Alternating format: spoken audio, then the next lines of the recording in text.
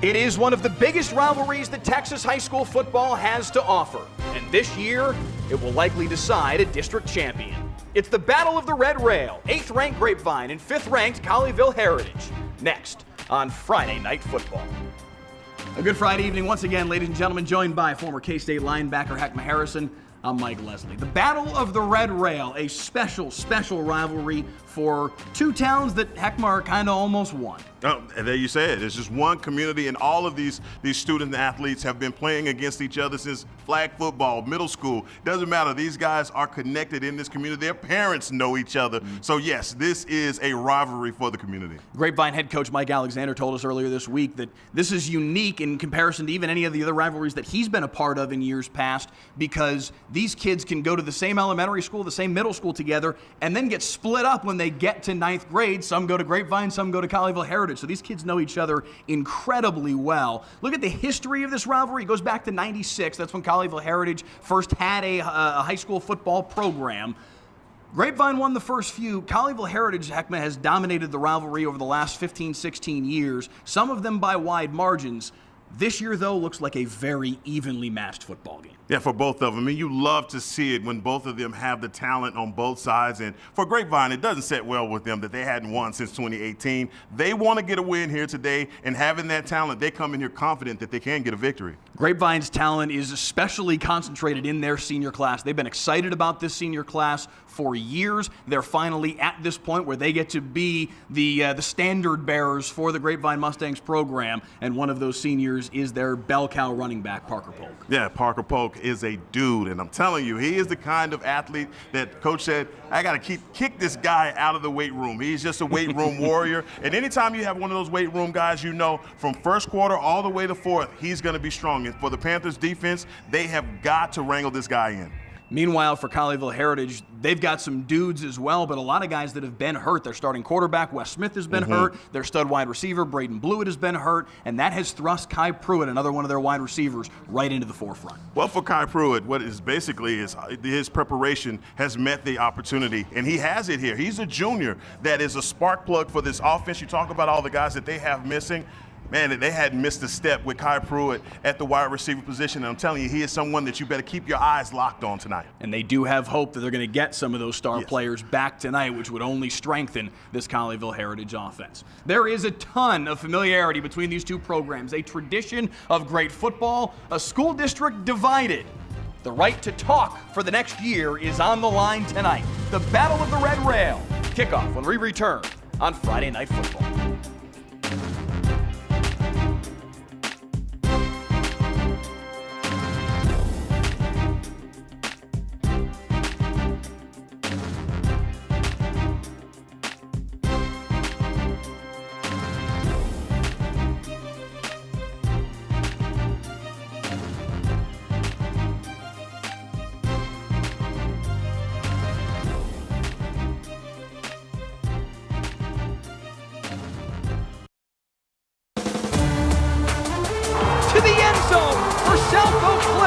Our brand new color commentator, Heckma Harrison. Heckma, welcome to the team. Man, I'm excited. Touchdown, Randy Reed. Next week, two district title contenders in 5-5A Division II square off as Mansfield Summit hosts Midlothian Heritage. Next Friday at 7 on the WFAA YouTube channel and WFAA Plus. In a world filled with motion, we are the constant. Filled with storms, we are the calm. Filled with uncertainty, we are reassurance. We bring the truth. We bring hope, conviction, a legacy of grit, determination, honesty, and relevant reporting that doesn't just inform, but inspires. We are WFAA. Hey, I'm Jason. And I'm the other Jason. We're the co-hosts of Y'all-itics, the unofficial political podcast of Texas. So each week we invite on change makers for cold beer and candid conversations into the issues really affecting Texans. Yeah, and we're bringing in diverse viewpoints so you get to listen and really understand. This is solid information and a deep dive you're not going to get anywhere else. Not to brag. Just to brag a little bit. Okay, a little. We've been trending and making headlines. Plus, we have more than 1 million downloads. And still counting.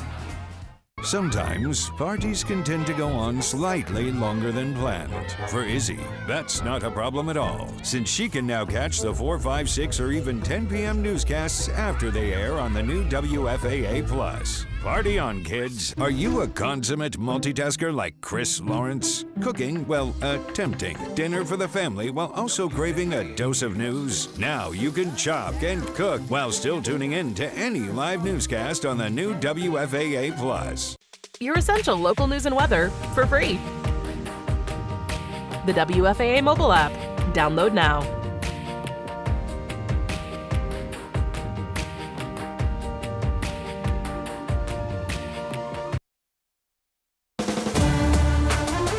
To the end zone for South Oak Cliff. Our brand new color commentator, Heckma Harrison. Heckma, welcome to the team. Man, I'm excited. Touchdown, Randy Reed. Next week, 2 district title contenders in 5-5A Division II square off as Mansfield Summit hosts Midlothian Heritage. Next Friday at 7 on the WFAA YouTube channel and WFAA+. In a world filled with motion, we are the constant. Filled with storms, we are the calm. Filled with uncertainty, we are reassurance. We bring the truth. We bring hope, conviction, a legacy of grit, determination, honesty, and relevant reporting that doesn't just inform, but inspires. We are WFAA. Hey, I'm Jason. And I'm the other Jason. We're the co-hosts of Yolitics, the unofficial political podcast of Texas. So each week we invite on change makers for cold beer and candid conversations into the issues really affecting Texans. Yeah, and we're bringing in diverse viewpoints so you get to listen and really understand. This is solid information and a deep dive you're not going to get anywhere else. Not to brag. Just to brag a little bit. Okay, a little. We've been trending and making headlines. Plus, we have more than 1 million downloads. And still counting. Sometimes parties can tend to go on slightly longer than planned. For Izzy, that's not a problem at all, since she can now catch the 4, 5, 6, or even 10 p.m. newscasts after they air on the new WFAA+. Party on, kids. Are you a consummate multitasker like Chris Lawrence? Cooking, well, attempting. Dinner for the family while also craving a dose of news? Now you can chop and cook while still tuning in to any live newscast on the new WFAA+.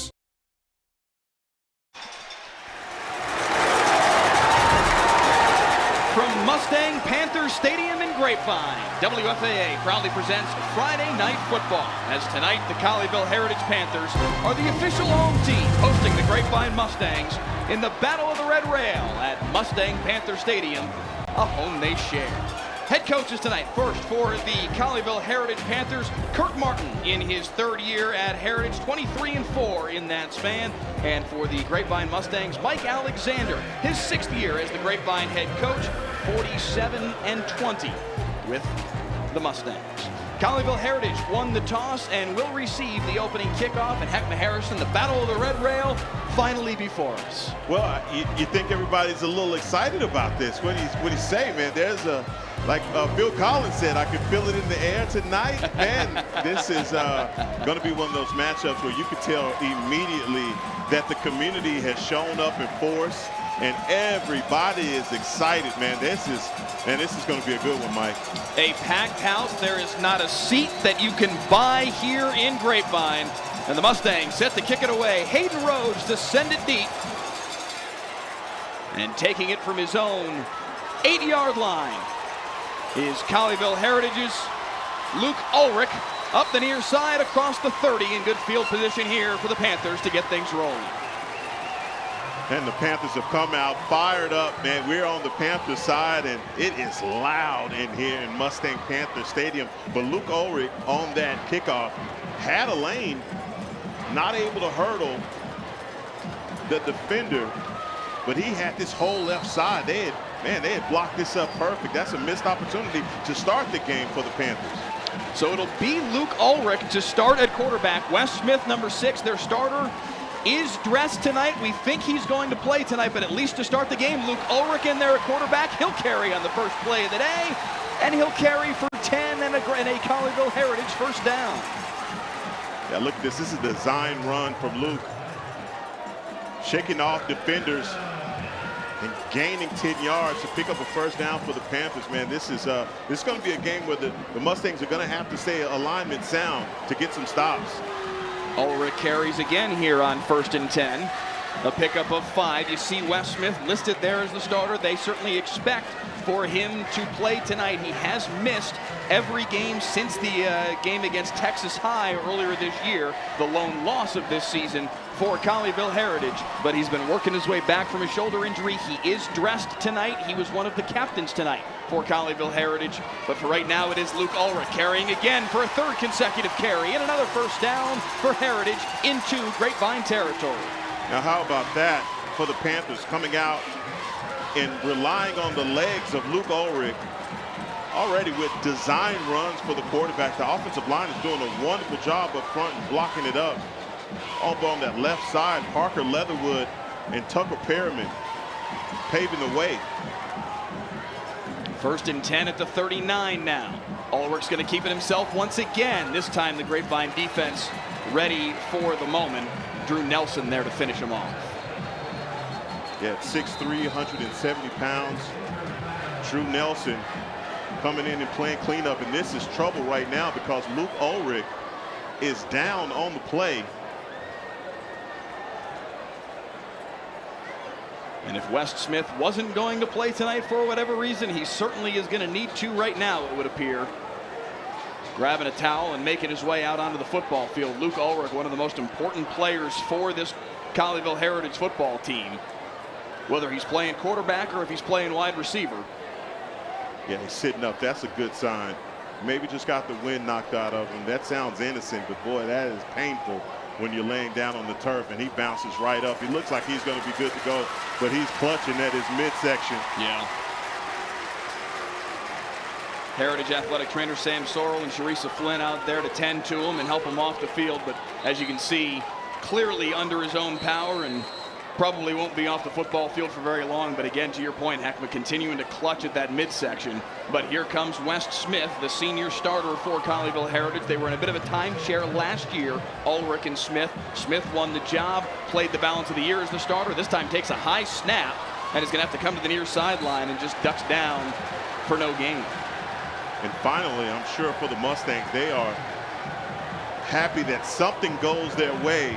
Of the two quarterbacks, Wes Smith definitely isn't the faster one. Yeah, certainly more of the pocket passer of the two of them. But as Kirk Martin said to us earlier this week, he said, I feel like we are at our best when West is playing quarterback and Luke's playing wide receiver. Because he said, Luke can't throw the ball to Luke. And they really like how dangerous he is on the outside when he gets the ball in his hands in space, as we've seen, frankly, on this drive. 3rd down and 7. Now another high snap. Smith chased backward and taken down.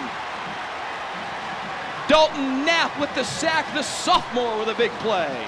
Well, that is a big play, and that looks like that's, like you said, Knapp coming through, number 41.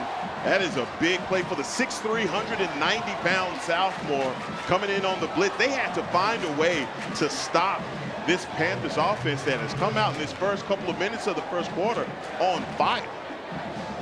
So Bryce Cottle on to punt now on 4th down and 17. And Parker Polk, the ever-dangerous Grapevine Mustang senior, stands at his own 10. High, wobbly kick up the far sideline. Bounces out of bounds at the 25. We'll see where they actually spot it going out of bounds. But it'll be decent field position to start here for the Grapevine Mustangs at their own 27. And most important, Heckma with a nice stop there defensively once they finally were able to check up this Colleyville Heritage offense. Yeah, great field position for the Mustangs to start. And I'm telling you, man, I got the hair on my arms is standing up. Get me a helmet. I don't have any eligibility left, man. I just want to get closer to this game. This is, what an atmosphere this is, man. On a beautiful 77-degree night in Grapevine, the Battle of the Red Rail in Grapevine's first possession. We'll start with a handoff here to Parker Polk right up the middle for 10 and a first down. And that's what Parker Polk does. At 5'6", 170 pounds, he's a little guy. Call him a scat back, but he gets in behind those big bodies up front. It's really hard to find number 4, Parker Polk.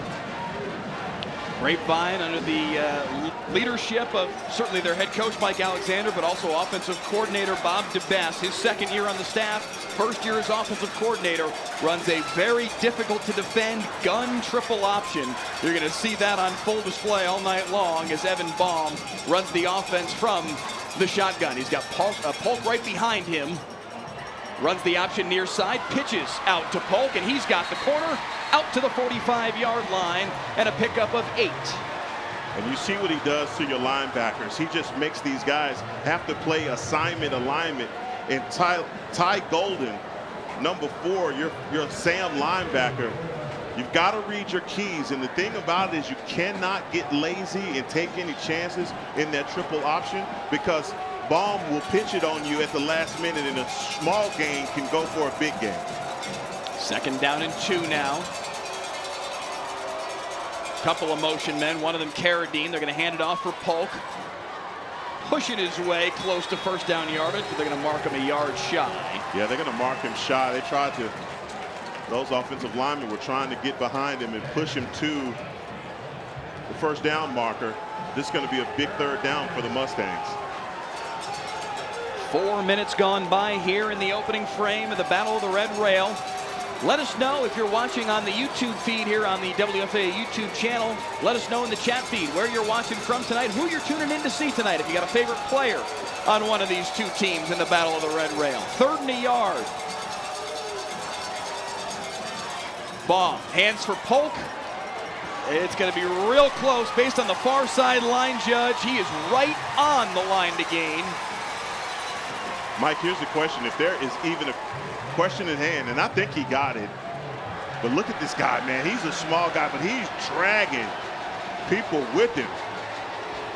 Big 6'1", 205-pound Jaden Bland, and he's dragging Bland across the line to gain. It is indeed 1st down, Grapevine. Yeah, well, the question I was about to ask, would they go for it on 4th down? They do pick up the first at their own 47, to the air for the first time today. Baum up the far sideline, overshoots his man, but 2 flags come flying in. Both of them in the ballpark of what looks to be defensive holding. Let's just say, ladies and gentlemen, that does not happen a lot. Throwing the ball. Yeah. Are they going to call this holding or perhaps pass interference? It will indeed be pass interference, according to Bill Tilley, our official today. Sam Tartaglia, a former Colleyville football player here, says go Panthers in the live feed.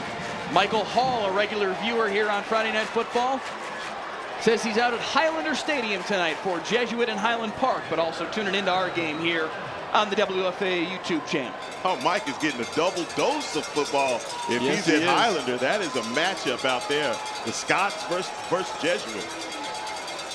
1st and 10 after the penalty at the 43 in Colleyville Heritage territory. Baum fakes the handoff here to Polk. Gets a big block on the outside, and a good job to secure the tackle by Jonathan Cabella. Otherwise, a big gain was in the offing there for Evan Baum. Man, look at the multiple levels that they go off of with Baum and the blocking that the Mustangs do for one another. That's why this offense is so dangerous. And good job by number 2 coming up and closing on that, because if he makes the wrong read, Baum goes for a touchdown. Caden Cook on the outside there making the block for Baum to help him get a few more yards and set up 2nd down and 2. Now he's going to go to the air. Quick throw, far side, a big hit. Rondell Carradine held on, but Jack Sluter made sure that play would not go anywhere. Jack Sluter delivers the sledgehammer. Reads this perfectly. Sammy Kelly's got to get a better block out there. Man, Sluter delivers a shot for a big 3rd down coming up for the Mustangs. Carradine is a burner. They're trying to get him the football in space whenever they can, but Sluter made sure that space evaporated in no time. 3rd down and 3. They've got to get to the 33 for a 1st down. To the air once again, near side and too tall for the intended target, Carradine, and it's 4th down. And Carradine was out in the flats, and that's a good job Well, Baum just needs to do a better job of getting that out to him. You're talking about a team that doesn't throw the ball a whole lot. And they opened up here in the beginning of this first quarter, and they've thrown the ball 3 times on their first drive. That was something that Mike Alexander did tell us earlier this week. He said, yes, we tend to run the football more than anything else, but this week against this Colleyville Heritage defense, he said we need to be able to throw the football, and they're certainly going to the air here on this first drive. 4th and 3. 2 wides to the left, and now Baum's going to back up, and he's going to quick kick it up the center of the field, and a little too much heat on that one. It'll go for a touchback. You see Coach Mike Alexander meeting him out there, man. All he needed was a pooch kick. They were trying to get a kick inside of the 5-yard line.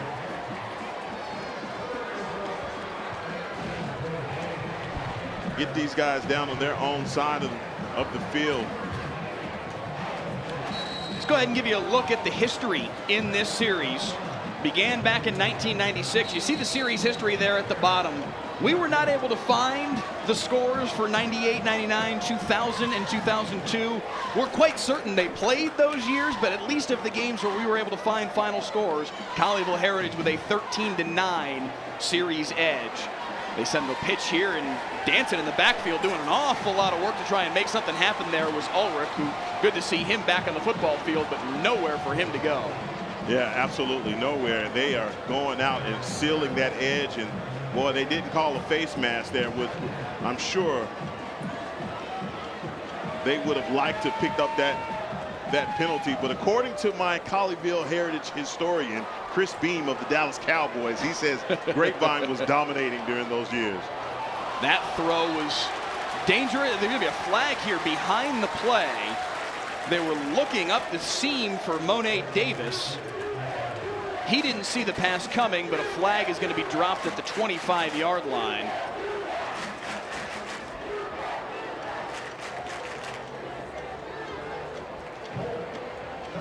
It's going to be a defensive holding here against the Grapevine defense. Yeah, it looked to me like Davis got turned around on that play. But you're right, he didn't see it. Get another look at it. Latham way in coverage there.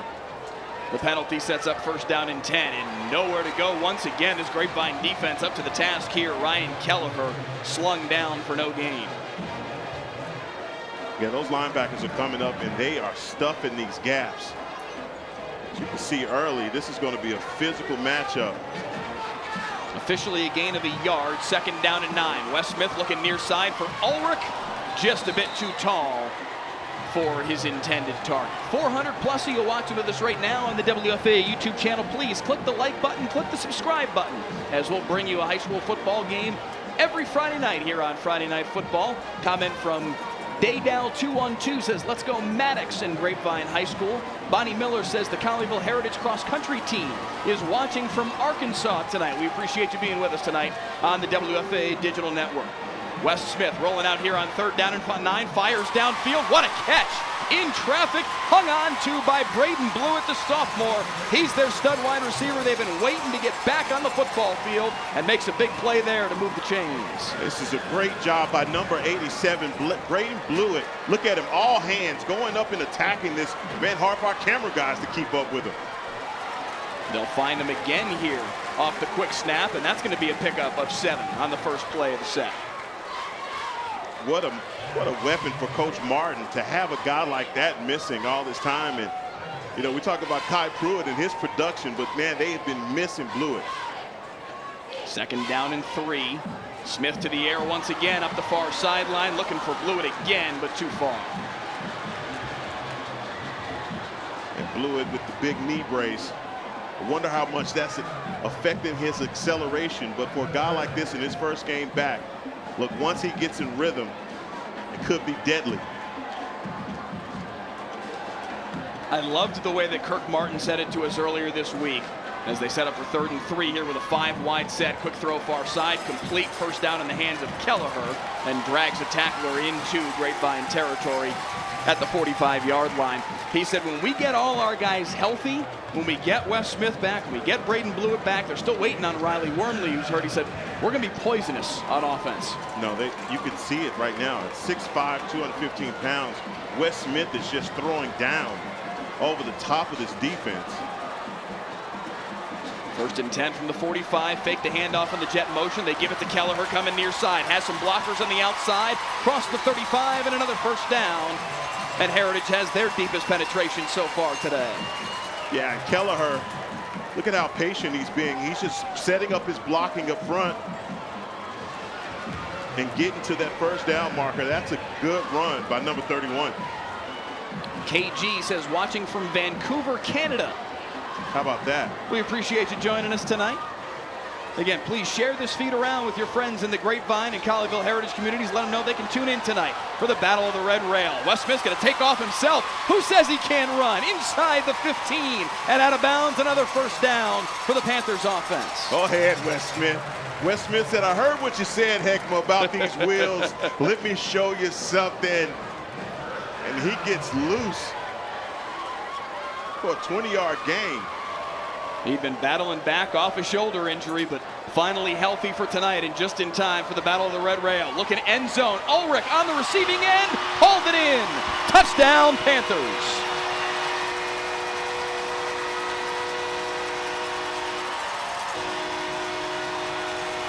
Luke Ulrich putting in work, not only from the quarterback position, but now switching over to the wide receiver spot with Wes Smith just putting enough air underneath that ball for Ulrich to run under. That's a good job for the Panthers on their second drive. The extra point up and through. Kirk Martin said it to us this week. We are a better football team when Wes Smith is playing quarterback and when Luke Ulrich is playing wide receiver. Ulrich on the receiving end for this one, and Colleyville Heritage with a 7-0 lead.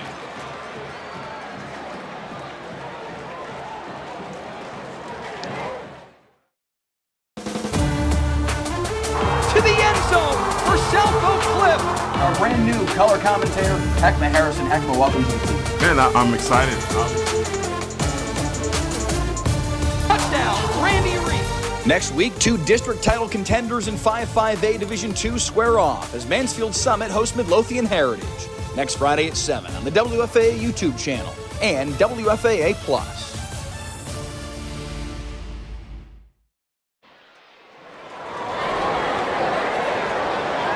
Heckma Harrison, it is loud in here.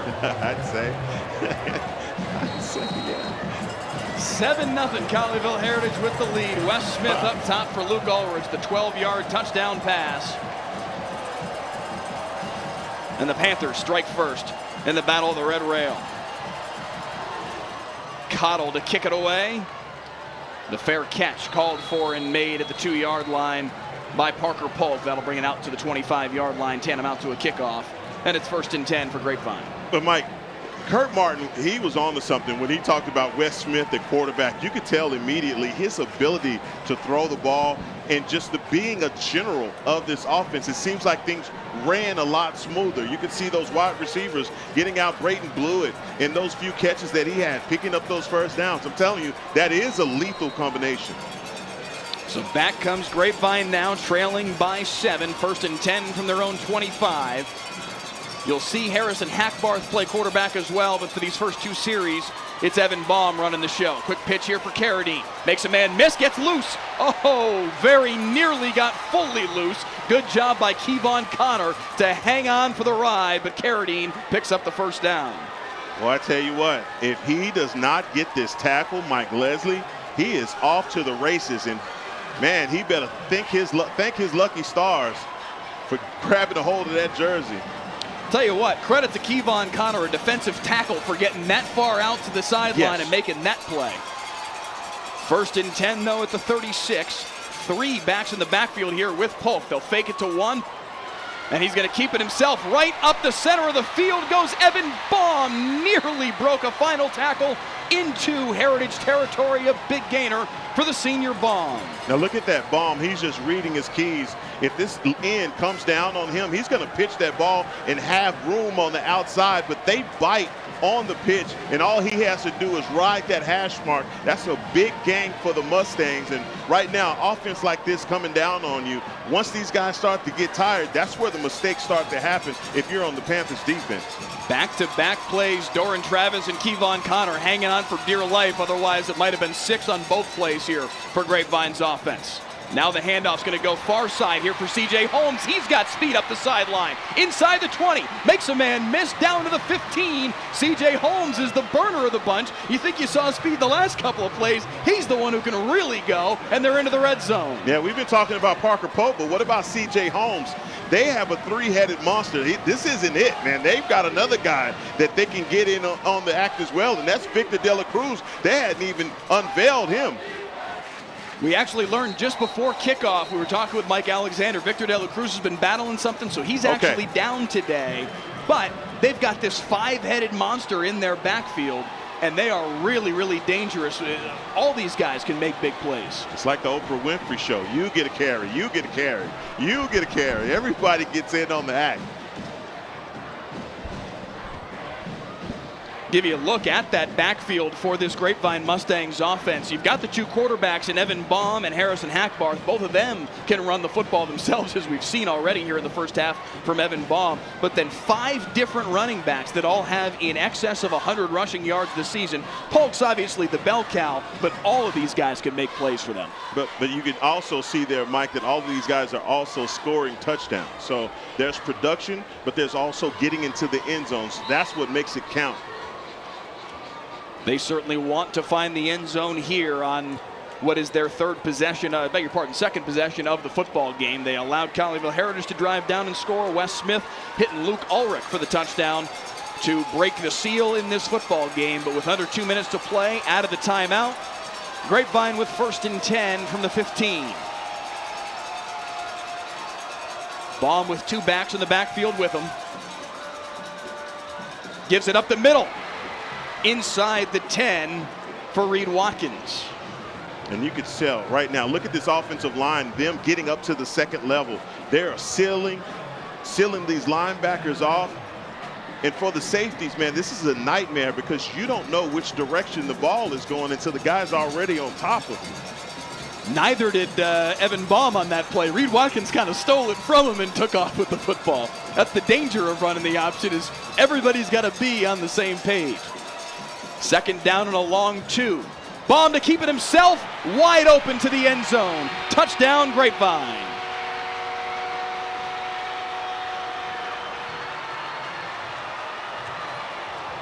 Look at Baum like a magician right here. He has this whole defense fooled. They don't know which direction that ball is going. And Jaden Bland, trying to make a read, goes with the wrong man. And like I said to you early, Mike, when you make a mistake like that, you leave a guy wide open. And that is just running for daylight for Evan Baum. Hayden Rhodes on for the PAT. And it's a 7-7 football game in the Battle of the Red Rail. Evan Baum, the quarterback, running the show and paying it off with the touchdown run. Grapevine knots it up at 7.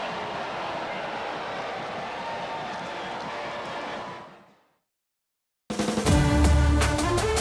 the end zone for South Oak Cliff. Our brand new color commentator, Heckma Harrison. Heckma, welcome to the team. Man, I'm excited. Touchdown, Randy Reed. Next week, 2 district title contenders in 5-5A Division II square off as Mansfield Summit hosts Midlothian Heritage. Next Friday at 7 on the WFAA YouTube channel and WFAA+. In a world filled with 7-7 our score. Evan Baum, the senior quarterback for the Grapevine Mustangs, evening things up with an 8-yard touchdown run. And Heckma Harrison, we've got ourselves a football game. Well, we came into tonight expecting one, and yeah, it looks like it. And this is, by the end of this game, man, it is going to be standing room only at Mustang Panther Stadium. We were told they were even going to possibly open up one of the, that ball's bobbled, but scooped up. Nice move to get across the 15, and good work there by Jonathan Cabella to make something of that after it could have been a disaster. But yeah, we were told every seat is sold, and that they're even maybe going to open up some of the grassy areas if they need to, because you can't get a proper ticket tonight. No, you cannot. And if you could see over on this sideline for Colleyville, and this is packed. I love it, man. Friday Night Lights, it really does not get any better than this. The sound from this crowd is not, if you're hearing it online on the stream, it really isn't doing it justice, man. We're having to, hey, bring our voices up a little bit just to get over the top of this crowd noise. 1st and 10. Smith with a wide open man. Kelleher up the seam. Kelleher trying to get away, finally taken down as he gets into Grapevine territory. You see this Mustang defense bite on the play action. And you said it a minute ago, man, Wes Smith, how he looks in this offense, it just seems like things work a little bit smoother with Wes Smith and his height and arm strength. And he's working this offense to perfection. He had Kelleher wide open. He also had Brayton Blewett wide open on the outside. They bit hard on that play action. Now Kelleher carries, and he's going to get slung down for a loss of about a yard. Yeah, setting this offense up and doing these play actions, and then, you know, little handoffs like this, but you know what they're trying to do. They're setting something up for Brayton Blewett over the top. Hunter Lasher with the nice play to sling him down for the 2-yard loss. Jeffrey Gott says in the YouTube comments, former player at Heritage, played in the first 3 of these games. We appreciate you tuning in tonight. Smith's going to take it himself here on 2nd and a dozen. Jumps out of bounds just across the 40 and sets up 3rd down and 3. All right, Wes, I take back everything I said about you, Wills. Okay? I didn't mean it. He's a long strider. Yeah. I guess when you're 6'5", it kind of lends itself to that, doesn't it? Absolutely. 3rd down and 3. They got to get right to the 35-yard stripe for a 1st down. Smith looking at the sideline, and offensive coordinator Jacob Hancock, Kirk Martin, the head coach, calls the plays. Smith looking far side, has a man complete right at the sticks, but backtracking there was Ulrich, and I think he may, well, they're going to give him the spot. I thought he may have backtracked and given up the 1st down here, but they're going to give him the 35. Yeah, they gave him forward motion, but he went on his own accord, trying to pick up more yardage. That is the final play, though, of quarter number 1. Tied at 7, Grapevine and Colleyville Heritage in the Battle of the Red Rail.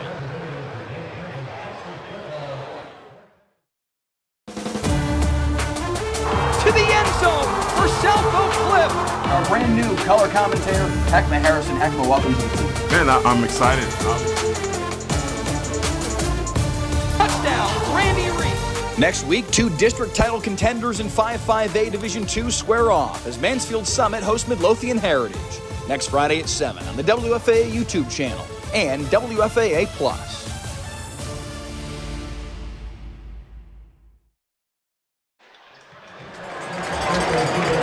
Back on Friday Night Football, 7-7 Grapevine and Colleyville Heritage.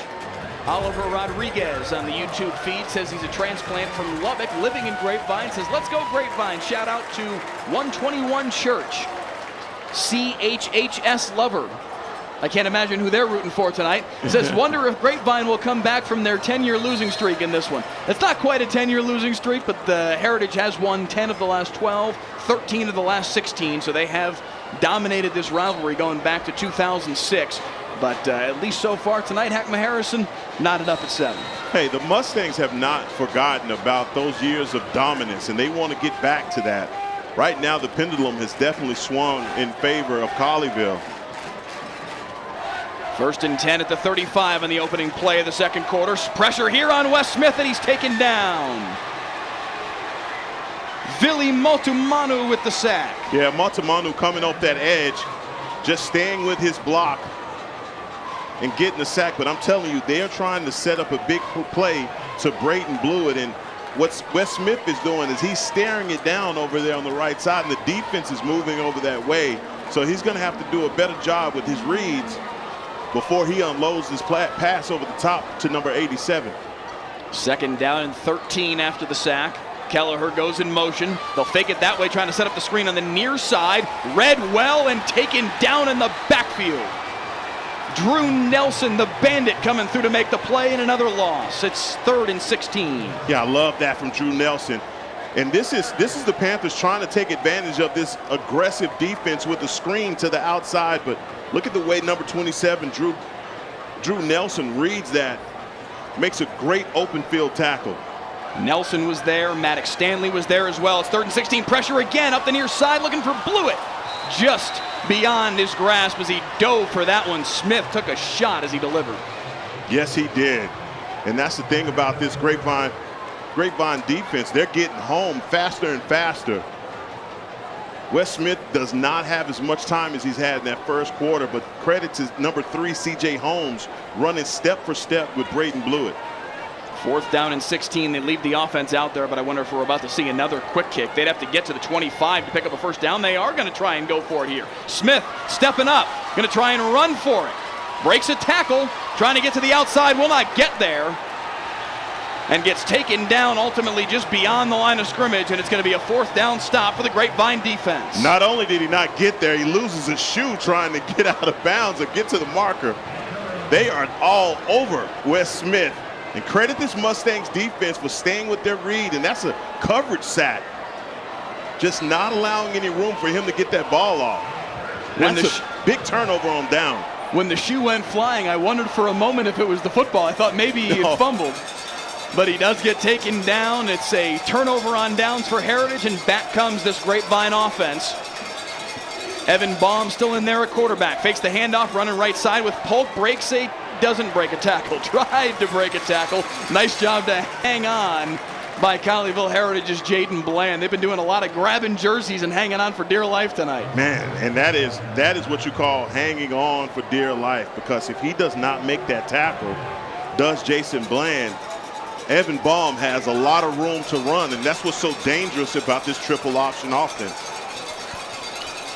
Josh Brady in the comments says Grapevine alum, says go Mustangs.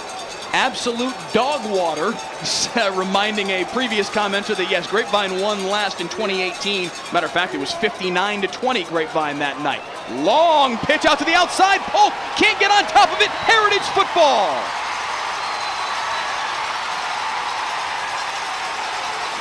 And listen to this crowd. You think that's important? They get this turnover, and that's all on Evan Baum. He just does not get that ball out in time. For Parker Polk, the pitch was just too low.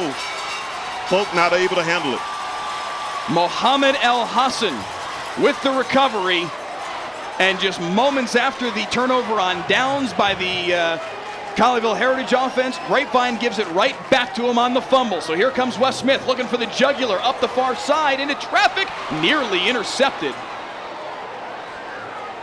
Major Hecht almost picked that pass off. Well, that's a dangerous pass. About a 50-50 ball. It's almost 55-45 there for a split second. He was looking for Luke Ulrich. Great coverage by the safety, Major Hecht. I just get the feeling that the Panthers are trying to go for the kill shot early and then go back to this running game that they had going. Maybe that's the reason why. Pressure in the backfield immediately on Ryan Kelleher, and he gets slung down for a loss once again. It has been a slog for the Panthers to get anything going on the ground, really, except for those first 3 plays of the game when Ulrich was running from the quarterback position. We've seen Smith get loose, but those have mostly been scrambles. Now we've got a player down here for the Grapevine Mustangs. I believe that's number 19.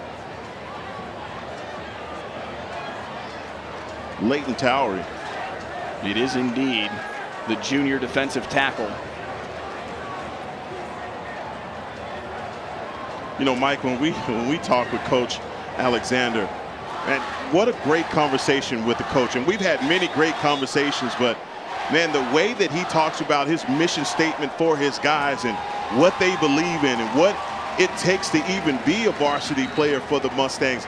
I'm telling you, I'm sitting there on the phone and I said, look, coach, just look, man, I'll be there on Friday. If you need me to play, I'll play for you, man. I love everything that you're talking about, and that's the kind of coach that turns these young men into men. Man, I don't know if I have a bunch of Division I guys, but I tell you what, I got a bunch of football players. He absolutely does. They've been flying around tonight here on the defensive side of the ball. Up the seam, picked off. Grapevine with the interception, out to the 38-yard line with it is Maddox Stanley, the junior, with the pick. Maddox Stanley sitting back in his safety position, and just West doesn't see him. He overthrows it maybe, and man, he's standing right there on the hash mark. It does not get any easier than that. Throwing into a cover 2, that safety over the top. That's as easy as it gets for number 37, Maddox Stanley.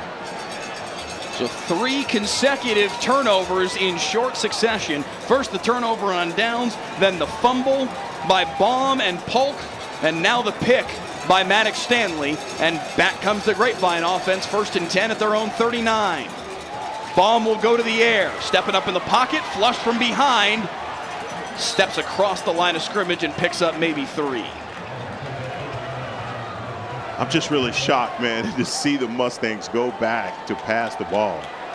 We know this is a running team. That's their identity. That's what they want to do. They want to wear you out with the run. And I think they just feel as though they have the Panthers defense on their heels.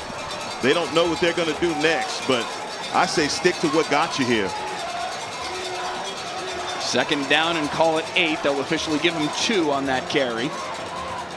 Hand off up the middle. Here goes Parker Polk. Parker Polk right up the middle. Nobody's home to stop Parker Polk. They will not chase him down. 59 yards on the touchdown run for Parker Polk. Parker Polk says, watch this. He's not going for 2 yards. This thing opens up for Parker Polk.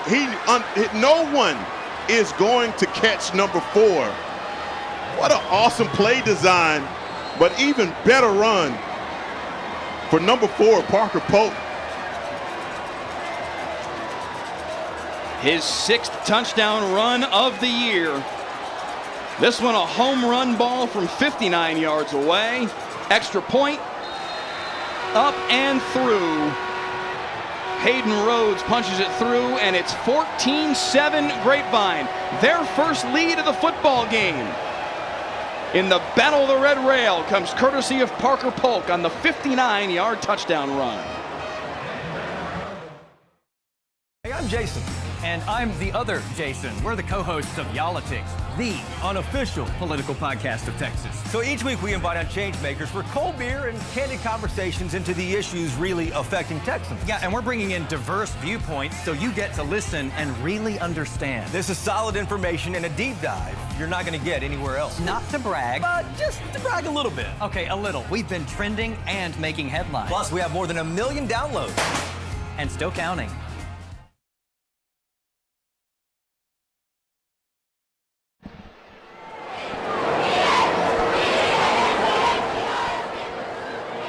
Back in Grapevine, 14-7.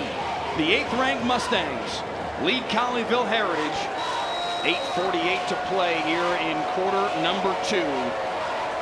Parker Polk from 59 yards out, giving his team the lead. Low kick, bounces at the 10, fielded by Cabella inside his 10. Coming to the near sideline and taken down from behind. That draws a flag.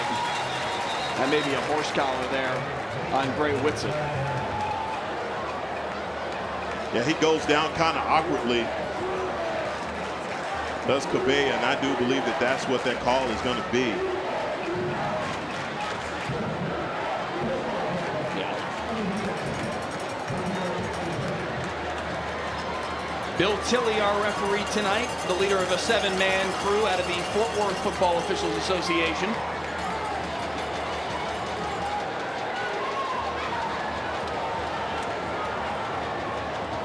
The penalty brings it out to the 39-yard line, 1st and 10 for Wes Smith and the Panthers offense. High snap, pulls it down, hands off for Colin Bennett. The freshman driving his legs for 5 yards. And that's what they got to get back to. Like I was saying, it just seemed as though Coach Martin with the Panthers are trying to deliver the kill shot. Got to settle down, get this running game back going, allow these offensive linemen to fire off. Slow this Mustangs offense down. Excuse me, this Mustangs offense down, because right now, boy, they are coming after him. In the backfield is Latham Y. He helped to finish him off. Drew Nelson first on the scene. Another loss of yards there. It's going to be 3rd down. And it looks like about 7. And Drew Nelson is playing the bandit position, boy. That is the best name to call that position, because he is that. Smith over the middle and makes the connection. 1st down. Wow. Kai Pruitt on the receiving end. That's sticking with a play right there. It really is, and that's all Wes Smith getting that in, and he is throwing that across his body in traffic. Dangerous throw, but great job coming down with it. It's Kai Pruitt. He's got the arm strength to pull it off. Now he's got to step up in the pocket, breaks a tackle, crosses the line of scrimmage, up the sideline. That's a 1st down for Wes Smith. Some of the best plays tonight, as it's turned out, for Colleyville Heritage's offense has been Wes Smith scrambling. Well, I tell you what, really, it's been because of the Mustangs and what they're able to do out in coverage. Yes. They are confusing Wes Smith. He's a little hesitant. You see him double pumping. He thinks he has a guy open, and then that safety's over the top. He's already thrown an interception, so you know that's in the back of his mind. He picks up the 1st down, though. That's going to be a flag for illegal motion. They had 2 guys moving there prior to the snap.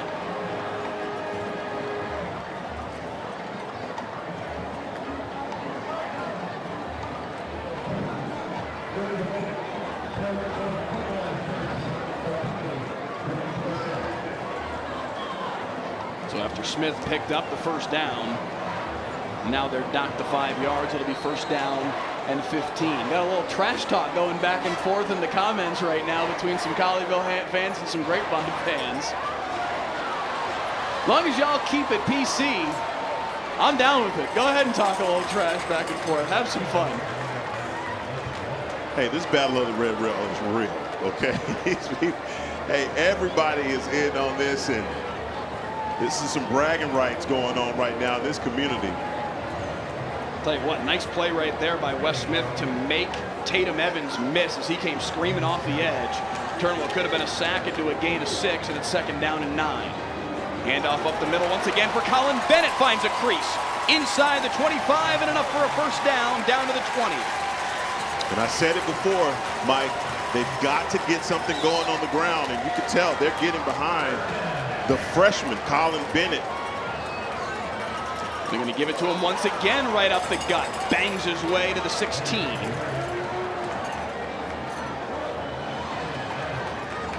Man, he doesn't run like a freshman, Heckman. No, he does not. Not afraid to stick his nose up in there either. Ian Rahman says, yeah, we do some civil bickering. Wes Smith over the middle. Ulrich, complete, 1st and goal. Boy, Ulrich is a heck of a receiver. In traffic, all hands. He's got 2 guys trailing him and comes down with it. Quickly back to the line of scrimmage comes Smith. Handoff up the middle. The freshman Bennett to Pater.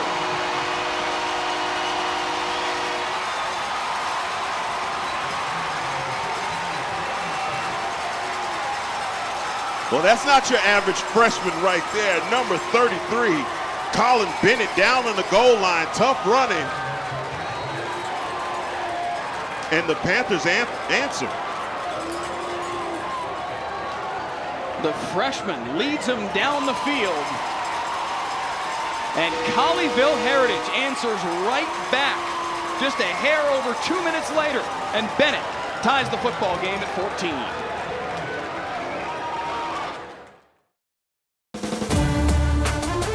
To the end zone for South Oak Cliff. Our brand new color commentator, Heckma Harrison. Heckma, welcome to the team. Man, I'm excited. Touchdown, Randy Reed. Next week, 2 district title contenders in 5-5A Division II square off as Mansfield Summit hosts Midlothian Heritage. Next Friday at 7 on the WFAA YouTube channel. and WFAA+.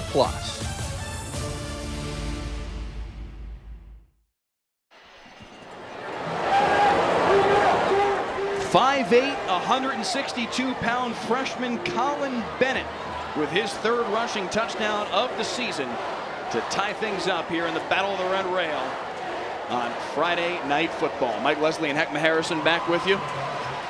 Heckma, this has turned out to be pretty much exactly the football game we would have expected tonight. Yeah, that and some.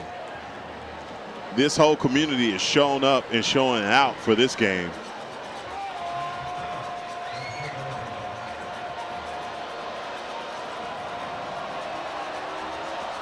Cottle to kick it away. Polk will call for fair catch once again at his own 4. And out to the 25 it will come. I tell you what, for the Mustangs, they just have to stay with their formula. It's been the running game that's been going that really has believed this Panthers defense on their heels. I'm loving everything about the way that Evan Baum is picking them apart. We've seen several runs where they're just a arm tackle away from breaking one through, and we saw it with Parker Pope on that long run a second ago. They just got to come right back and go with it. I know they've been mixing in a lot of pass, and that's something we hadn't been used to, but it's working. They take over 1st and 10 at their own 25. 2 backs in the backfield with Evan Baum, who has played quarterback all night so far tonight. Now he'll backtrack and go to the air. Looking up the sideline, he had Polk behind the defense, just overshot him. Man, it is, talk about a game of inches, because Baum has Polk running. Scott, and not only Polk, Sammy Kelly is running by himself as well. He had 2 guys wide open. I talked a little bit with Ron Mendoza, one of the defensive coordinators for Colleyville Heritage. He and Moses Vakalahi kind of tag team coordinating this Panthers defense. And he said, this is a challenging offense to try and slow down. He said, we've played a lot of option offenses over the last couple of years, but the fact that they run it from the gun is an added challenge. Another pitch on the deck. Good job by Parker Polk to just jump on top of that, and had no choice but to run out of bounds with the football. But that's twice now that they've put it on the deck with this pitch. Yeah, and that's Evan Baum's got to clean that up, because they're blocking it up so well on the outside.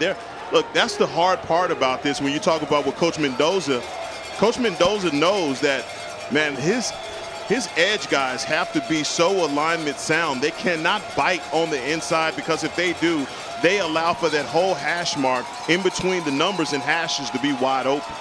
3rd down and 15. Baum, straight drop, pressure in his face, gets away, looking downfield. Tried to find a man on the sideline. It was Polk, but it's knocked away, and it's 4th and long. That is a good outing for the Colleyville Panthers. Forcing a 4th down and a punt from the Mustangs, who their offense to this point has been, man, they've been clicking on all cylinders. Garrett Finley came screaming off the edge there to put the pressure on Baum and flush him out of the pocket.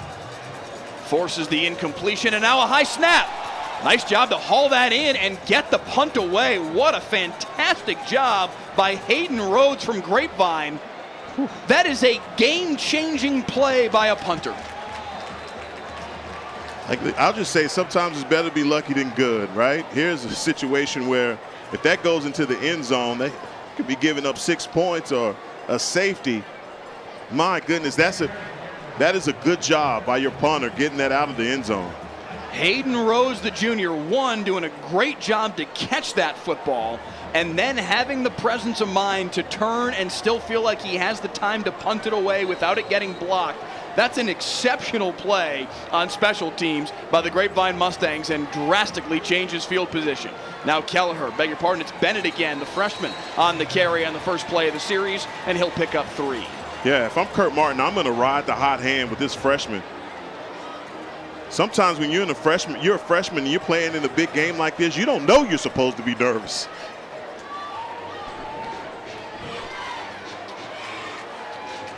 To the air now with Smith. Pump and go, looking over the middle. Ulrich wide open, complete, has the first down, cut down at the 40-yard line.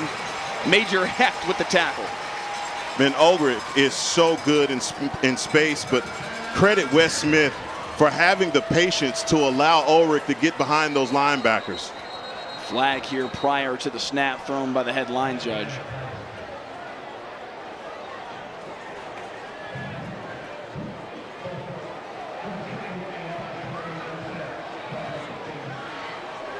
Colleyville Heritage was trying to go quick there. Heckma went a little too quick. Yeah, they're trying to switch this tempo up on this Mustangs defense. But the Mustangs got to go back to their formula. They were getting pressure on Wes Smith. Smith stepping up, pressure from behind, gets away from it. Now has to just flip it out of bounds and throws it away. It'll be 2nd and 15. Again, let us know on the YouTube feed where you're tuning in from tonight, who you're watching tonight. If you got a favorite player on either Colleyville Heritage or Grapevine. Fel Osborne says, that's my grandson, Colin Bennett, who just scored the touchdown for Colleyville Heritage to tie this football game up. Well, your grandson is out here balling, sir. He's the one in motion there here on 2nd and 15. Miscommunication there between Smith and his far side target, Kai Pruitt. Pruitt ran a short route and Smith threw it deep. I tell you what, man, it is some playing going on inside the trenches between this defensive and offensive line. Tristan Rodriguez just completely flattened his defender. 3rd and 15, Smith near side looking for Ulrich again, right on target. He makes the grab. It'll be close to 1st down yardage. When you see this, man, C.J. Holmes slips down. He sees the play the whole time, gets up off of the ground to make this tackle. C.J. Redditz, man, he is upset with himself right now because when he was going to break on the ball, he slips. Tell you what, though, that ball is right on target from Wes Smith, and Luke Ulrich, you said it before, is really good. Now the freshman goes running up the middle once again. Bennett breaking off of the tacklers. That draws a face mask as well. It's going to be a 1st down in the red zone here for Colleyville Heritage. And this Bennett is so tough. He really is, and you can tell he's just one of those guys, one of those tough runners, man, that guy that's a low center of gravity, but he just continues to churn those legs as the Panthers go more up tempo. 1st and 10 at the 12. Timeout Grapevine. Mike Alexander says, hang on a second. Yeah. Let my boys catch their breath here. Yeah. That is a great timeout for Mike Alexander. Like you said, Leslie, he's recognizing it right now. These guys have got him on the ropes, and they're trying to deliver a shot with 3:54 here in the 2nd quarter. Man, the pace of this game, I can't. Whew, like we just got here, and we're about to go to halftime.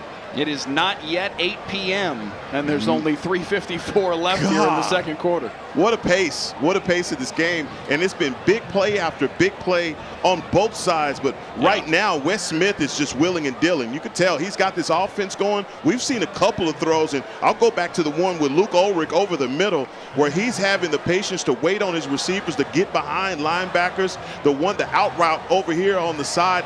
This is a throw that he has to make, and he throws it on a rope.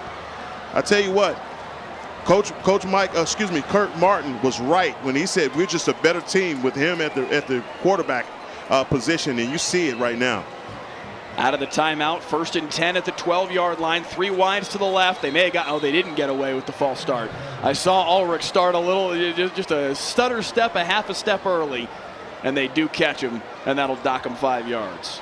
And Ulrich, he's just got both his hands over his helmet. He knows that's on him. The junior.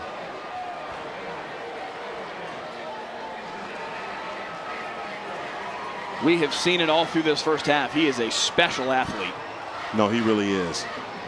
1st and 15 now. They can pick up a 1st down without scoring a touchdown. They got to get to about the 2-yard line in order to pick up that 1st down.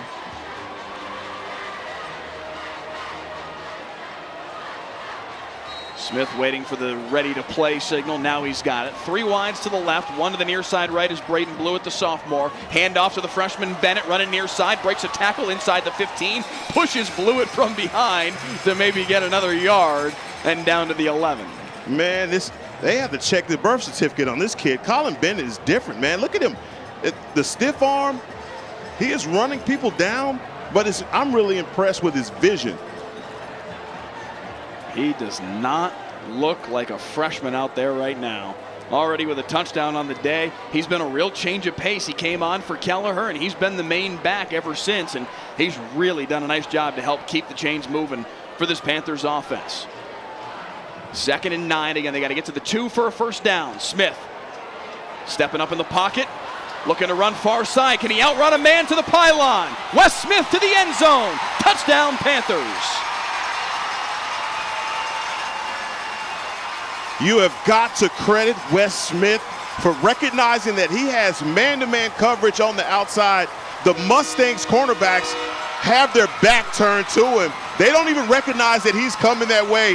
You talk about that speed. I told you this kid had burners, right? I told you he had I told you. You better watch for Wes Smith and those burners, baby. 11 yards on the touchdown run from Wes Smith. Extra point, no good. Wide to the right, so it will stay 20-14. But Wes Smith with the 11-yard touchdown run to put Colleyville Heritage back in front for the first time since 7-0. They lead the Battle of the Red Rail on Friday Night Football. Hey, I'm Jason. And I'm the other Jason. We're the co-hosts of Y'all-itics, the unofficial political podcast of Texas. So each week we invite on changemakers for cold beer and candid conversations into the issues really affecting Texans. Yeah, and we're bringing in diverse viewpoints so you get to listen and really understand. This is solid information and a deep dive you're not going to get anywhere else. Not to brag, But just to brag a little bit. okay, a little. We've been trending and making headlines. Plus, we have more than 1 million downloads. And still counting.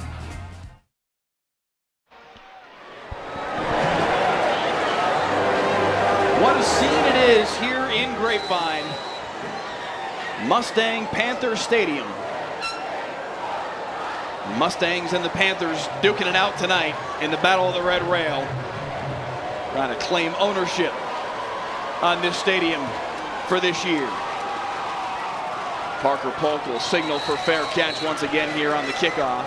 And back comes this Grapevine offense who, heck, for the first time really today, we saw them struggle on the offensive side of the ball on that last series. Now down 6, they got to start to get it rolling again. Well, you know, Coach Mendoza, he's seen everything. This guy's been coaching for a very long time and finally just made the adjustments and just telling his edge rushers, look, don't bite so easily on that dive play. Make sure you keep a spy on Baum, and that's made the difference. And hey, make no mistake about it also, Baum has had some bad pitches, and one of those has set him back down here as well. He's just got to do a better job of facilitating this offense. He's going to run the option once again. He's going to keep it this time, breaks a tackle. He's got the first down out across the 35-yard line and a pickup if it doesn't on the first play of the series. Yeah, that's a good job. Again, that's another great read. And they're trying to make tackles on this guy, and Jaden Bland, we've seen him make a few of those arm tackles, but as this game progresses, those arm tackles become less and less. They become harder. Yes, absolutely. With as tired as these guys are, it's not a crazy hot night, but that handoff did go up the middle in the hands of Polk. I beg your pardon, it wasn't Polk on the carry. This time it was C.J. Holmes, the senior. Baum paid the price for a good fake. Yeah, he did. Hey, he faked me out. I thought he had the ball as well. But you're right. This isn't a hot night, but it's still, you know, some humidity in the air. Yeah. 2:15 here in the second quarter. Both teams with 2 timeouts remaining in the half. Motion man is Brady Wagner. Baum off play action. Looking up the seam. Has Carradine behind the defense. A flag flies. He makes the catch anyway. Carradine inside the 5. What a route by number 21 Carradine on the double move. He runs a sluggo, and he leaves everybody in his wake. They have been working on that all week. That was an excellent play design by Coach Alexander. 57 yards on the hookup from Baum to Carradine. They decline, of course, the holding penalty on Jack Sluter. Sluter made the tackle. They'll give it to him at the 4-yard line instead of the 3, so call it officially 56 on the connection from Baum to Carradine, and it's 1st and goal for Grapevine at the 4. Yeah, Sluter, he definitely bid on the double move. The credit Carradine, boy, that was a great hookup. Wagner again in motion, left to right this time. Handoff for Polk, spun down from behind. Garrett Finley with nice work on the tackle there. And this Mustangs offense, man, I don't know what they're going to do next. It's so much of what we anticipated they come in with, and they have a new wrinkle. How about this? The Grapevine Mustangs passing game, ladies and gentlemen.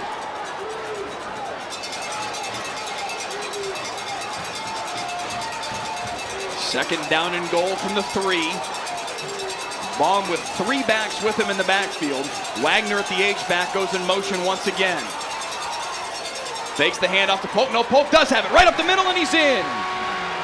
Parker Polk with his 2nd touchdown run of the day, and Grapevine's tied it up at 20. Oh, and Parker Polk. You know, we've been talking all of this about what Colin Bennett is doing. We forget all about number 4, Parker Polk, and just how strong he is. This is just the 2nd quarter, 1:03 left before half, and I don't know who has the momentum in this game. It's been so much back and forth between these two squads. It is about as dead even as the score is right now. Grapevine will try and change that here with a Hayden Rhodes PAT. And they do. 21-20. Grapevine with the lead back. What a back-and-forth football game this has been so far. The Battle of the Red Rail, as good as it's been in years on Friday Night Football.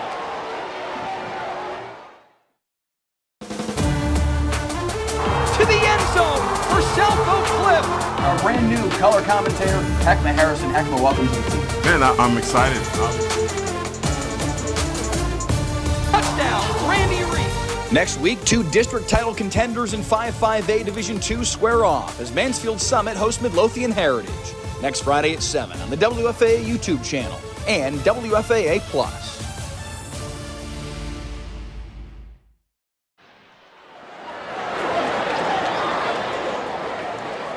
Six first-half touchdowns between Colleyville Heritage and Grapevine. 5 of them coming on the ground. All 3 from Grapevine, 1 from Evan Baum, 2 from Parker Polk. Colleyville Heritage had the Wes Smith to Luke Ulrich touchdown pass to open their scoring, but then a Colin Bennett 3-yard touchdown run and a Wes Smith 11-yard touchdown run. And it is 21-20. Grapevine with the lead just before halftime. A little pooch kick up the sideline this time, taken by Pruitt at his own 25. Breaks a tackle, gets up the sideline. Out close to the 40-yard line, they'll mark him at the 38. It's like there's a flag on the play. Thought we had a flag, but not. Yeah, it's going to be an offside against the kicking team. They'll take those 5 yards and tack them on the end of the run back.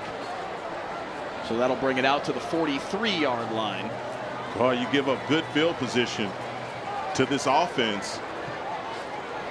2 timeouts still to work with, 57 seconds, and we know that Wes Smith can sling it around. This is an opportunity here for Colleyville Heritage. Yeah, this is still danger zone. Because Wes Smith has been dealing for the Panthers. I talked with Ryan Zucker before the game. He said he feels like his range is out to about a 45-yarder today. So they've got some work to do. They're going to try and go in the reverse here. Ulrich looking to throw. Bounced it to his intended target, Braden Blewett. Good. It's a good idea, but the double reverse, the pass, not going to fool C.J. Holmes. Holmes is down here on Braden Blewett, and he stays home. And not going to allow a big play. Credit to Holmes, the senior corner. And they have a flag on the play as well here against Colleyville Heritage. So it'll be a replay of first down, but now 1st and 15. 7 seconds came off the clock on that play. Smith's got 5 wides now. Motion man across the formation is Hayden Golden. Smith looking up the sideline for Golden into double coverage. Incomplete, nearly picked off. Drew Nelson was step for step with his man and almost hauled it in. Man, what an athletic play by Drew Nelson. Like you said, he is step for step, and I think his vision is impeded by a defender coming across his face at the last minute.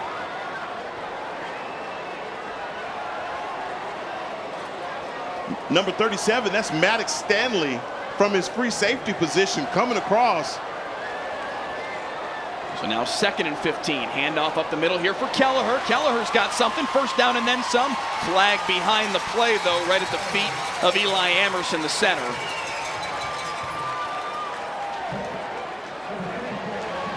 And it is going to be a hold against Amerson, the sophomore center.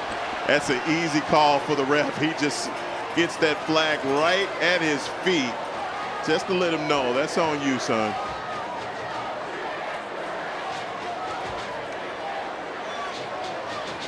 So we've seen Colleyville Heritage have a couple of plays work for them, but the penalties have just bumped everything back.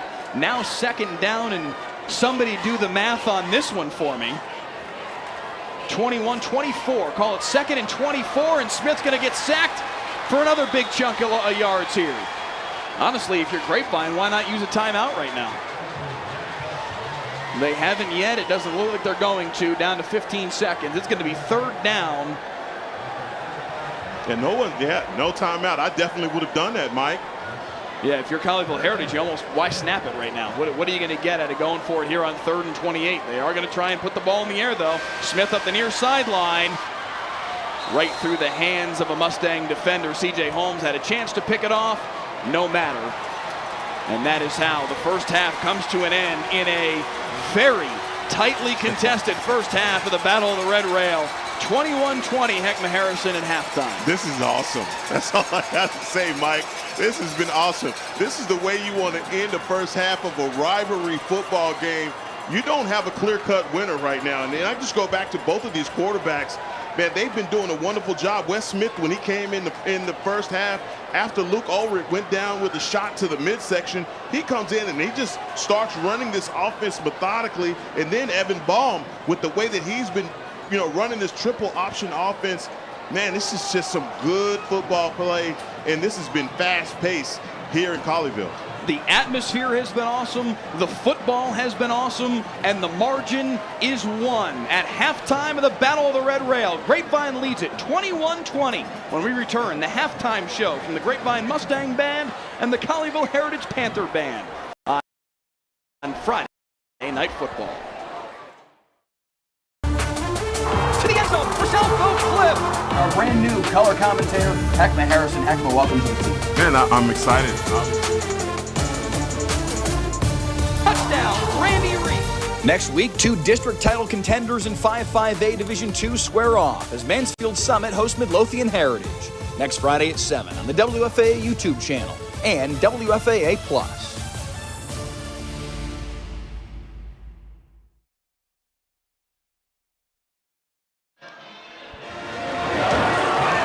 As we welcome you back on Friday Night Football, 21-20 our halftime score in favor of the Grapevine Mustangs.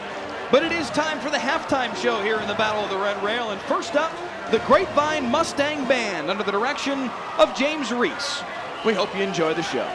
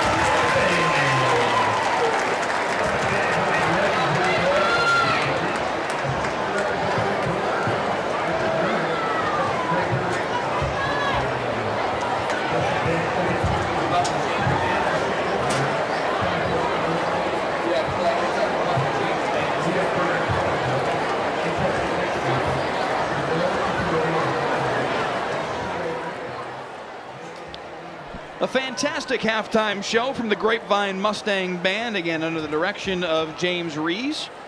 Next up, the Colleyville Heritage Panther Band. Their director, Gary Barnard. They take the field right now. We hope you enjoy the show.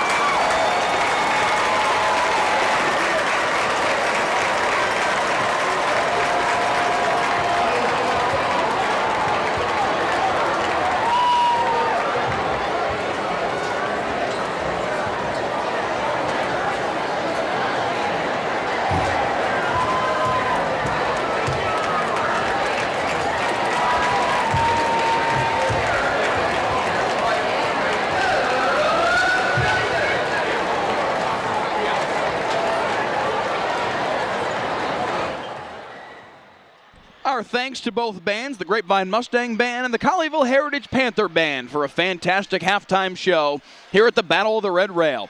Third quarter when we return on Friday Night Football. To the end zone for South Oak Cliff. Our brand new color commentator, Heckma Harrison. Heckma, welcome to the team. Man, I'm excited. Touchdown, Randy Reed. Next week, 2 district title contenders in 5-5A Division II square off as Mansfield Summit hosts Midlothian Heritage. Next Friday at 7 on the WFAA YouTube channel and WFAA Plus. In a world filled with motion, we are the constant. Filled with storms, we are the calm.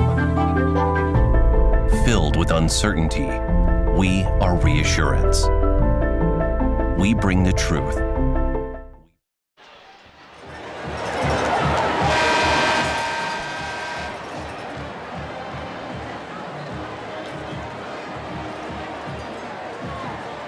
Halftime at the Battle of the Red Rail. The third quarter about ready to get underway between Grapevine and Colleyville Heritage. Mike Leslie and Heckma Harrison back with you here in the broadcast booth. Heckma, a very entertaining first half of football between these two teams. Man, we hadn't had an opportunity to catch our breath. This has been an amazing first half.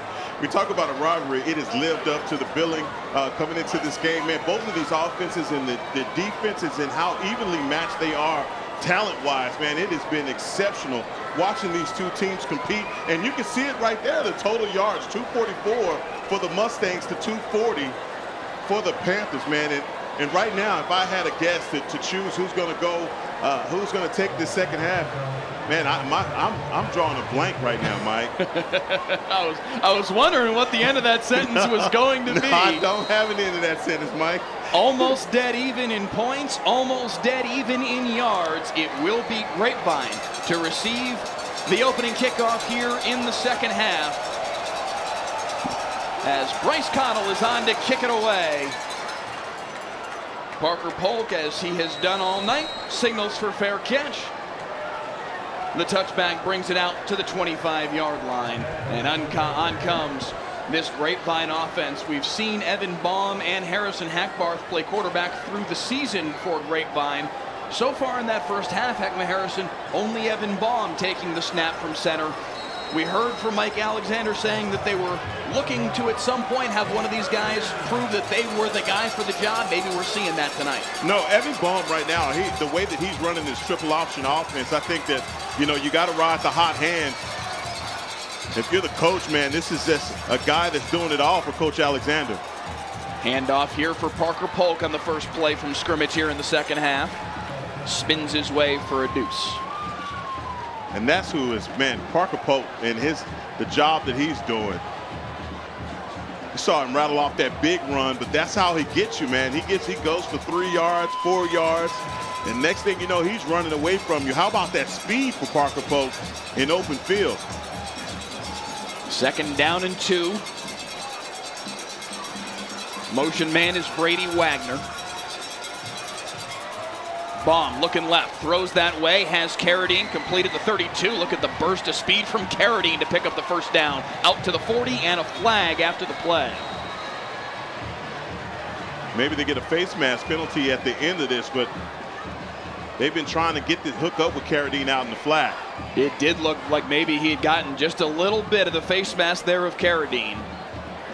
Bill Tillery, our official tonight, confirms that is indeed the penalty. So a big play there for Carradine to get out to the 40, tack another 15 on top of it, and just like that, 39 seconds into the third quarter, Grapevine is in Panther territory. Yeah, Coach Alexander's found something here in Evan Baum. Now, he's had a few of those pitches go away from him that gone out of bounds, and the only turnover that they had was due to an errant pitch. So first and 10 at the 45. Heritage showing blitz off that far side. Carradine in motion. Give it to Polk right up the middle. Has a hole. Give him 7. Man, he's just so tough, Mike. I mean, look at the way. I mean, this is a small kid, but it's just young man. And the way that he runs at that low center of gravity, He is pulling Panther defenders with him. He's hard to bring down, too. Mike Alexander told us he's been a key piece for this team, either in the backfield or at slot wide receiver, ever since his freshman year. I said, hang on a second. He's 5'6", 170. How big was he as a freshman? He said he was still 5'6", but maybe $155 at that point. He said he's packed on the muscle and a little bit of weight, and he's even harder to bring down now, and faster too, as you see him show off the speed to get to the corner, and may just have enough for the first down. Yeah, right at the marker is Parker Polk.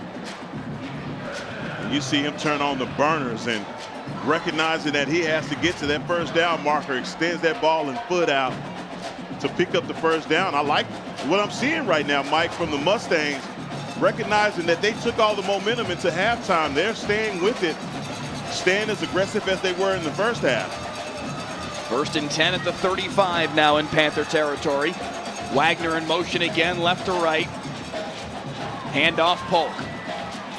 Nice job by Sluter to find him in the hole and cut him down for just a gain of 2. And what this does is it just allows your offensive line to just tee off and come after guys. Number 74, Max Livingston, 6'4", 270 pounds. I'm telling you, this Panther defensive line is sick of seeing number 74 come at him. Kid on his way to Dartmouth to play football. Whew. Polk again with a big hole. Polk into the secondary. Nobody's catching Parker Polk. Touchdown Grapevine, his 3rd of the day. I'm going to go back to what I just said. Number 74, Max Livingstone. Look at this block from number 74. He is decleating guys in the middle to open up that hole for Parker Polk. Parker Polk, when you guys get into the lunchroom, I'm telling you, a guy that you got to buy an extra chocolate milk for is number 74, because he is the reason that you got into the end zone. Great block. Parker Polk, 33 yards for the touchdown, and Grapevine extends their lead to 7 at the moment. Extra point is no good. So now these two teams have exchanged missed extra points. Heckma Harrison 27-20. The lead remains 7, but Parker Polk right up the gut for the touchdown, and Grapevine extends the lead to 27-20, just 2 minutes and 22 seconds into the 3rd quarter on Friday Night Football. To the end zone for South Oak Cliff. Our brand new color commentator, Heckma Harrison. Heckma, welcome to the team. Man, I'm excited. Touchdown, Randy Reed. Next week, 2 district title contenders in 5-5A Division II square off as Mansfield Summit hosts Midlothian Heritage. Next Friday at 7 on the WFAA YouTube channel and WFAA Plus.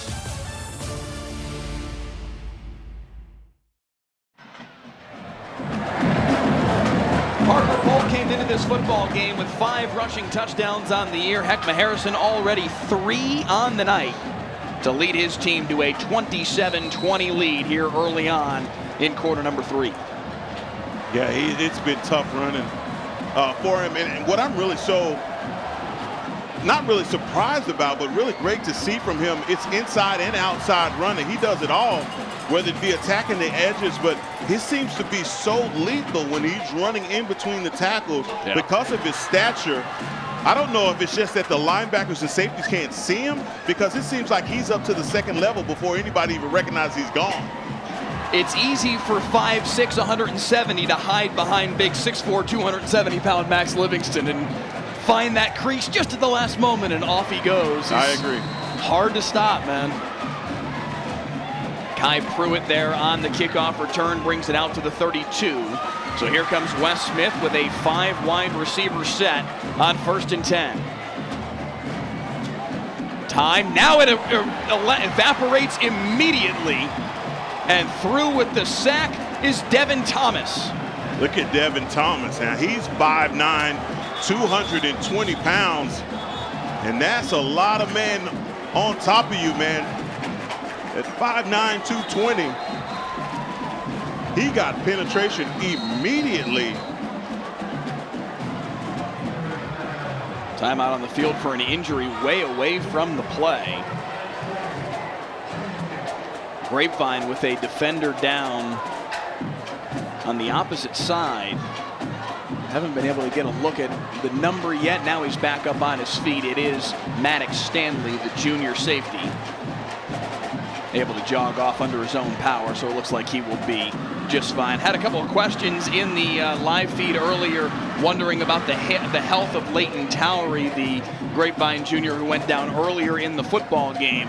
I did run across one of the Grapevine assistant coaches as we were making our way through halftime, and he said that Towery is doing okay. We haven't seen him on the field a whole bunch. I'm not sure if he has come back on the field, frankly. I haven't explicitly noticed him since that injury, but an assistant coach said he is doing okay. So we'll keep an eye out for number 19 here in the second half.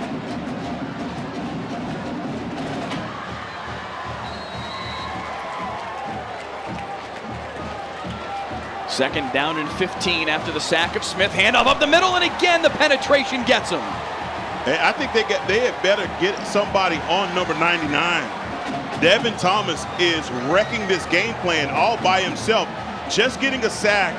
And if he's a second earlier, Mike, he takes the handoff. 2 negative plays here for Heritage to open up this third quarter. Third down and 18. Back in the backfield to the left of Smith is the freshman Bennett. 2 wides to either side. Pressure coming off the edge. They set up the screen, and it's incomplete.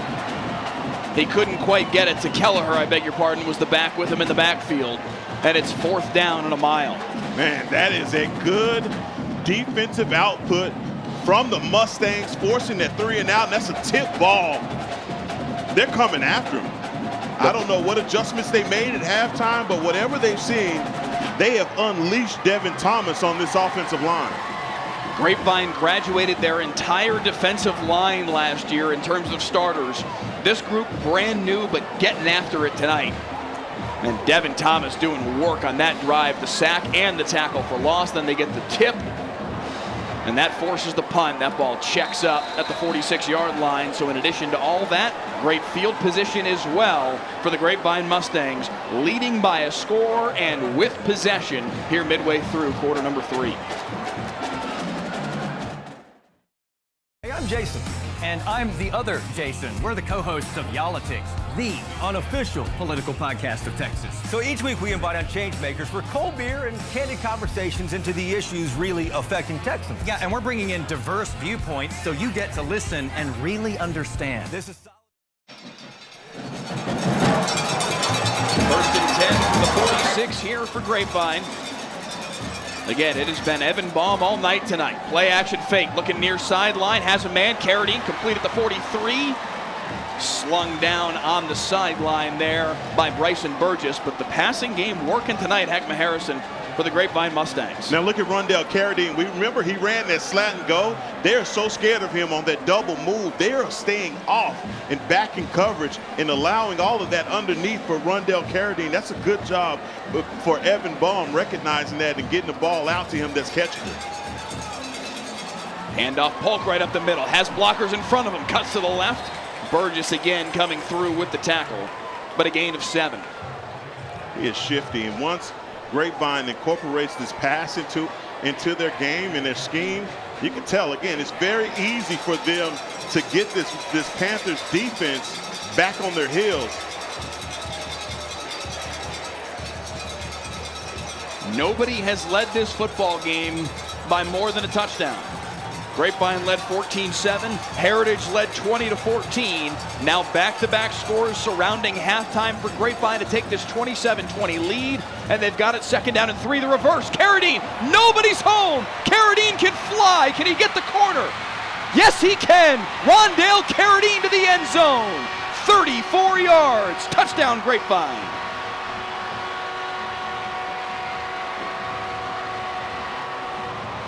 Rondell Carradine with the jetpack on his back.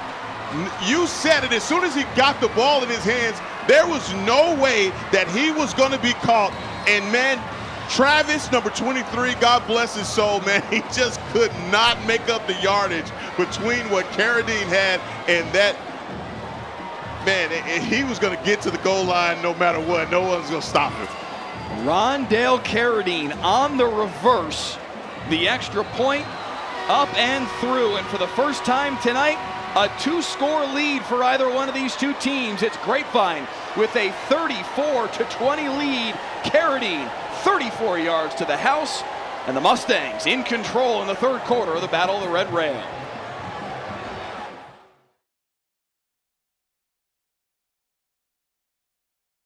Hey, I'm Jason. And I'm the other Jason. We're the co-hosts of Yolitics, the unofficial political podcast of Texas. So each week we invite on change makers for cold beer and candid conversations into the issues really affecting Texans. Yeah, and we're bringing in diverse viewpoints so you get to listen and really understand. This is solid information and a deep dive you're not going to get anywhere else. Not to brag.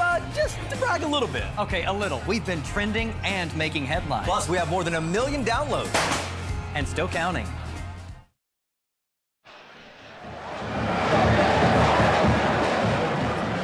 5 Grapevine Mustang touchdowns tonight. Every last one of them on the ground. As good as their passing game has been tonight, in a small surprise. Yeah. When they found the end zone, it has been with their vaunted run game. No, it really has, and you have to just give a lot of credit to Coach Alexander right now, and just the way that he's setting up his plays. The Panthers are reeling, man. They really don't know exactly what's going to happen or what angle they're going to be attacked from. This ground game is special. Pruitt again on the return. They've been kicking it to him at the up man position each time here in this football game, certainly for the last several kickoffs anyway. He brings it out to the 38-yard line. And that's where Wes Smith and company will get back to work, now in a 14-point hole. Grapevine with 358 yards on the day, 282 of them on the ground in not even 2.5 quarters of football. Man, this has just been the Mustangs eating up these hash marks. That was a great play design, though, on that last play. That reverse, that fooled the entire Panther defense. And it got everybody going over to one side. But for the Panthers, they just have to calm down. They have plenty of time to get back in this game. Wes Smith has got to get some things going again with his arm. He'll go to the air near side. He's got Pruitt. Fights his way for a few out to the 43-yard line. It'll be 3rd down and 5. Yeah, this offensive line for the Panthers has got to respond as well, Mike. You're seeing exactly the way that the Mustangs offensive line came out from halftime. They've got to take some pride in what's going on right now and respond. This is imperative that they get some points up. 3rd down and 5. Smith looking. Now he'll take off and try and run for it. And what a job by Wes Smith to drag a couple tacklers into Grapevine territory and move the chains. And the senior 6'5", 215. Recognizing what's at stake here, knowing that they have to pick up a 1st down. And you're right, he is dragging individuals with him. 1st and 10 at the 49, just across midfield. Smith, pressure in his face, flush forward again, and he's taken down. Just as Heritage had gotten into plus territory, the sack, and it's Dalton Knapp again. Gosh, they found something, and they are sticking to it. Look at that Knapp on the outside, just continuing his rush up the field. These Mustangs are hunting, boy. Got a player down once again here for Grapevine. It's C.J. Holmes, the senior corner. We've seen him make an impact, Tecma, both offensively and defensively tonight. Back on his feet, though, and jogging off the field rather quickly here, so that's a good sign for the Mustangs. And an opportunity here for Colleyville Heritage to regroup a little bit. They've now allowed 3 straight Grapevine scores after leading this game 20-14. Mustangs offense has gotten rolling. Heritage, 1, for the sake of their defense, just getting a breather, and 2, as the clock continues to run.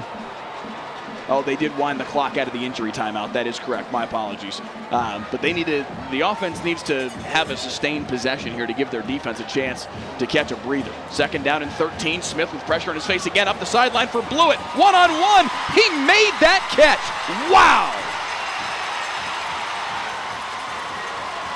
Look at this, man. This is a great throw by Wes Smith, and a ball that goes right over the head of Ezekiel Brown. Brown in man-to-man coverage. They try to go quick snap here and hand it off to Kelleher, but the Grapevine defensive front up to the task. Motu Manu there to lead the charge, and it's a loss of maybe a foot or two. Montemanu and Devin Thomas has been wrecking shop in the interior of this offensive line. They can't get anything off and have to rely heavily on the big play. Quick swing near side, but Kelleher couldn't squeeze it. They were trying to catch him in the blitz coming off of that edge, Heckma. No, they can. I mean, I think where things got going for the Panthers is when they started running Colin Bennett. Remember, in the end of that first half, it was Colin Bennett getting the momentum going and picking up some of those first downs. Right now, they've got to get back to the freshman. Corner blitz, and they get to him. Screaming off the far edge was Zeke Brown, and he gets the sack. You called it, corner blitz. They are in man, and right now, Wes Smith is seeing ghosts out there, man. You see, he's staring down receivers. They're having a hard time dealing with this Mustang coverage. 4th down and 18. This is probably the outskirts of what they consider field goal range for Ryan Zuckert, but they need 7, not 3, and they're going to go for it. They got to get to the 12. Smith, flags coming out, throws over the middle. He hits Ulrich. That would be short of the line to gain anyway. And these flags are in the neighborhood of what you would expect to be holding on the Panthers' offensive line.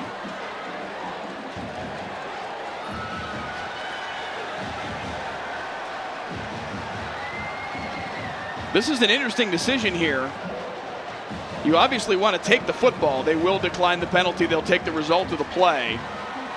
Yeah, you don't give Colleyville Heritage's offense another chance at it, but it's a big difference in field position. Absolutely. Absolutely. And then like you said, it's not going to give them that ball back, but that's an easy. Parker Leatherwood, if he doesn't get that hold, he's going to get, his quarterback is going to get destroyed. Now let's see, the Mustangs on the 16-yard line going to have to put another drive together, and this may be the straw to break the back of the Panthers. The Panthers defense in a huge spot right now, and a good start to that spot by Kevon Connor, wrapping up Parker Polk for only a gain of a yard. And Kevon Connor, he's made some tackles in this game. We've seen one where he had to beeline down the line of scrimmage to make a tackle on the near sideline. He's been doing it all. Let's see, I mean, if the Panthers defense can come up big here and force a turnover, because they need one. 2nd down and a long 8. Baum keeps it himself, running the option. Pitch near side, he's got C.J. Holmes, and Holmes has got some wheels. Out across the 40, and a 1st down for Grapevine. And Baum is Harry Houdini with the ball. Look at this. He is bringing everybody out with him, and at the last second pitches the ball, and C.J. Holmes is down again. This is the 2nd time we've seen him down here in a very short period of time. The way he's reacting, it looks cramp-like. Yeah, it is. Tiffany Phillips, the athletic trainer for the Grapevine Mustangs, gets him back on his feet. They took the shoe off. Yeah, it certainly looks like he's trying to work out a cramp. But that calf is barking at him right now.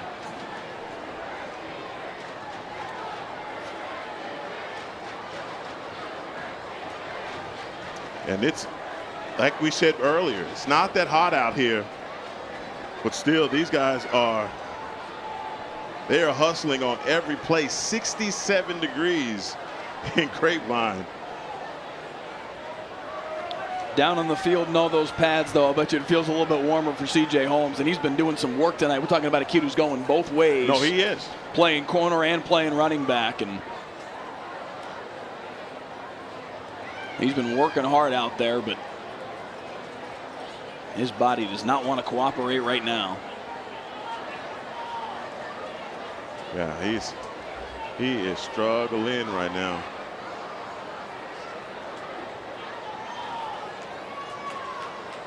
And it is just a cramp. And most of the time they try and take that foot and push it back towards you to get some relief in that calf. But yeah, that's a tough thing to try and work out.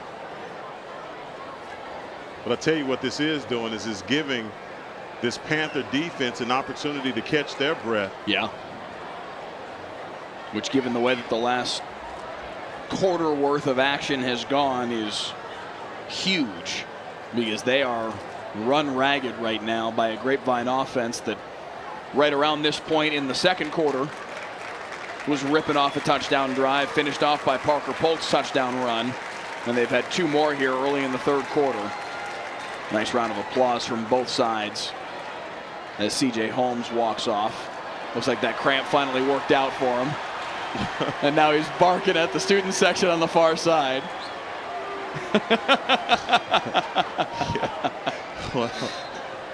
All of a sudden, like miraculously, it works out for him. And hopefully for his sake, because I know how painful that can be, it will stay worked out for him for the balance of the night. Try and get him hydrated.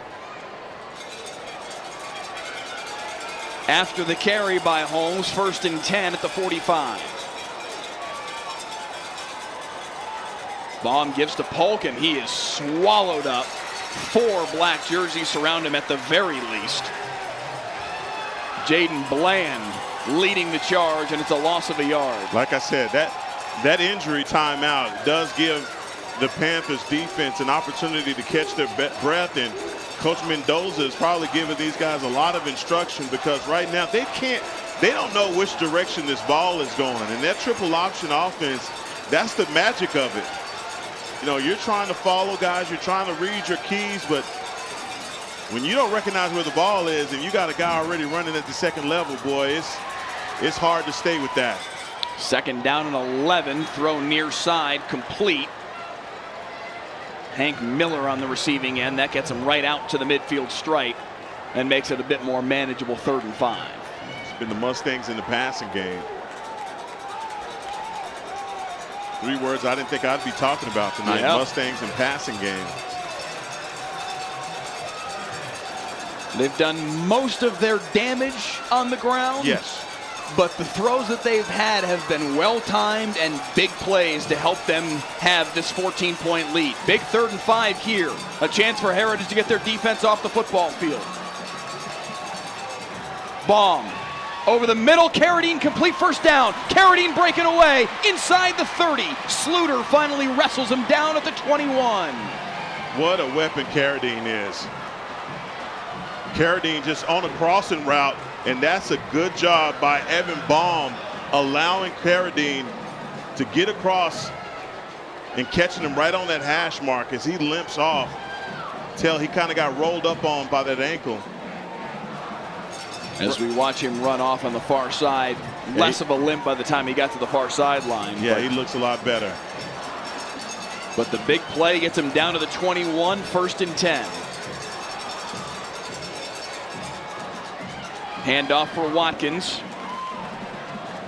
Evan Nieta there to end the play, but not before Watkins was able to pick up about 4.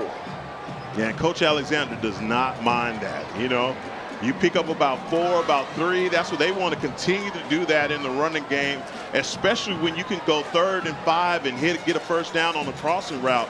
Right now, they got everything working in their playbook. Under a minute here in the 3rd quarter. Grapevine's offense has been wearing down this Panthers defense all night.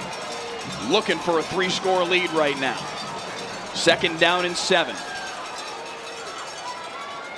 Handoff Polk.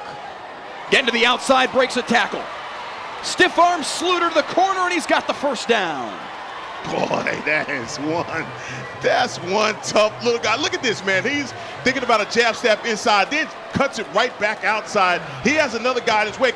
Stiff arm, and then lowers the boom out of bounds to pick up the 1st down. I'm telling you, man, this number 4, Parker Polk,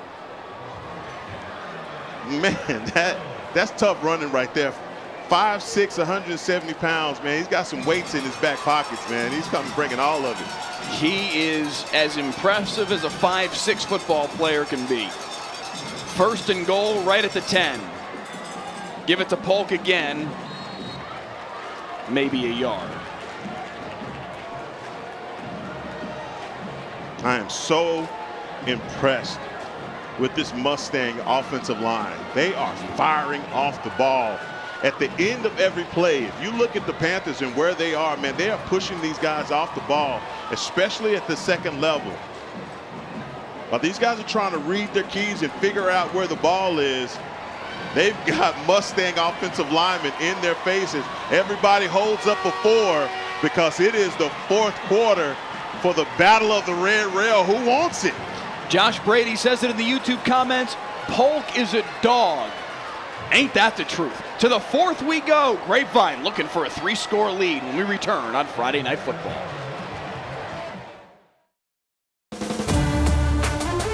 To the end zone for South Oak Cliff. Our brand new color commentator, Heckma Harrison. Heckma, welcome to the team. Man, I'm excited. Touchdown, Randy Reed. Next week, 2 district title contenders in 5-5A Division II square off as Mansfield Summit hosts Midlothian Heritage. Next Friday at 7 on the WFAA YouTube channel and WFAA Plus.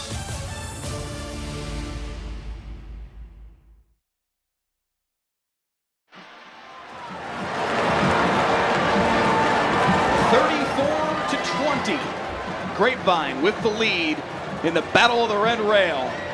But the Mustangs offense on the march.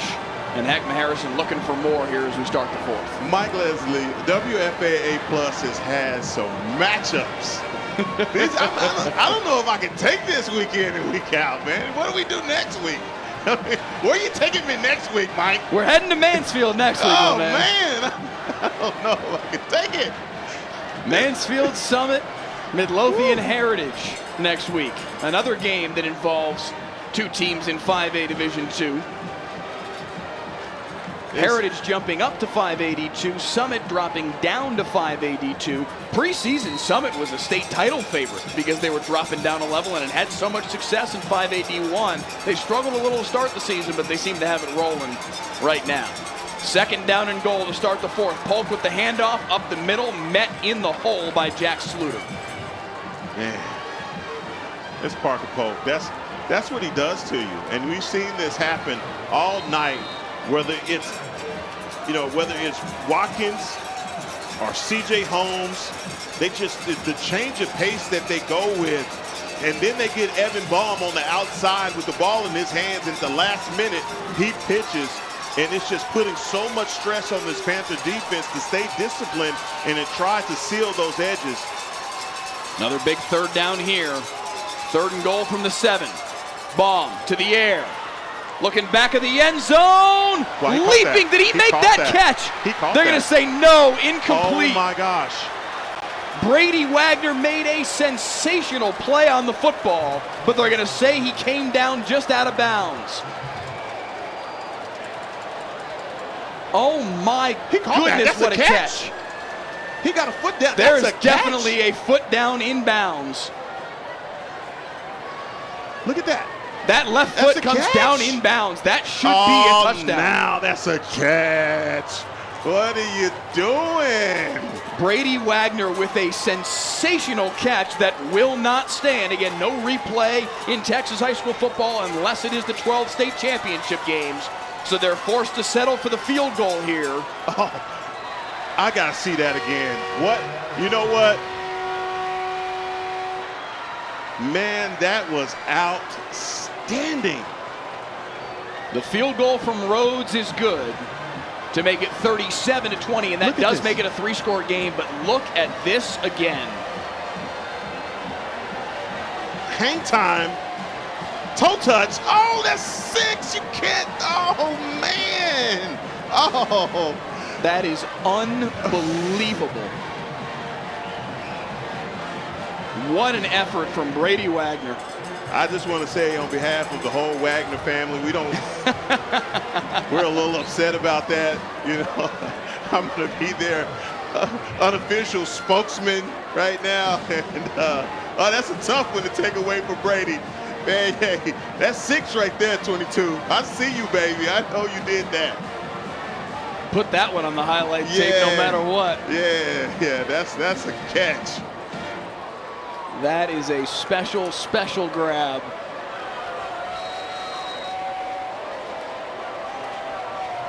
But it does not stand. The field goal from Rhodes makes it 37-20. That is still a 3-possession game, which is important.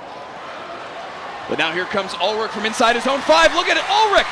Luke Ulrich cutting back across midfield, and a huge return when, my word, did Colleyville Heritage need that, Heckma Harrison. Big return from the wide receiver / quarterback. No, you need something magical to happen here in the 4th quarter, and Ulrich knows it. And he is changing the field position for the Panthers. This is a team that has to go in and get 6 right now. Their back is against the wall. 49 yards on the kickoff return there from Luke Ulrich. And they start 1st and 10 at the 44. Handoff to the freshman Bennett. This time, Grapevine's defense up to the task. It's Dalton Knapp with the tackle for no gain. Yeah, Dalton Knapp. He has been Mr. Consistent out there on the edge. He is just not allowing anything to get outside of him. Quick throw far side, dangerous.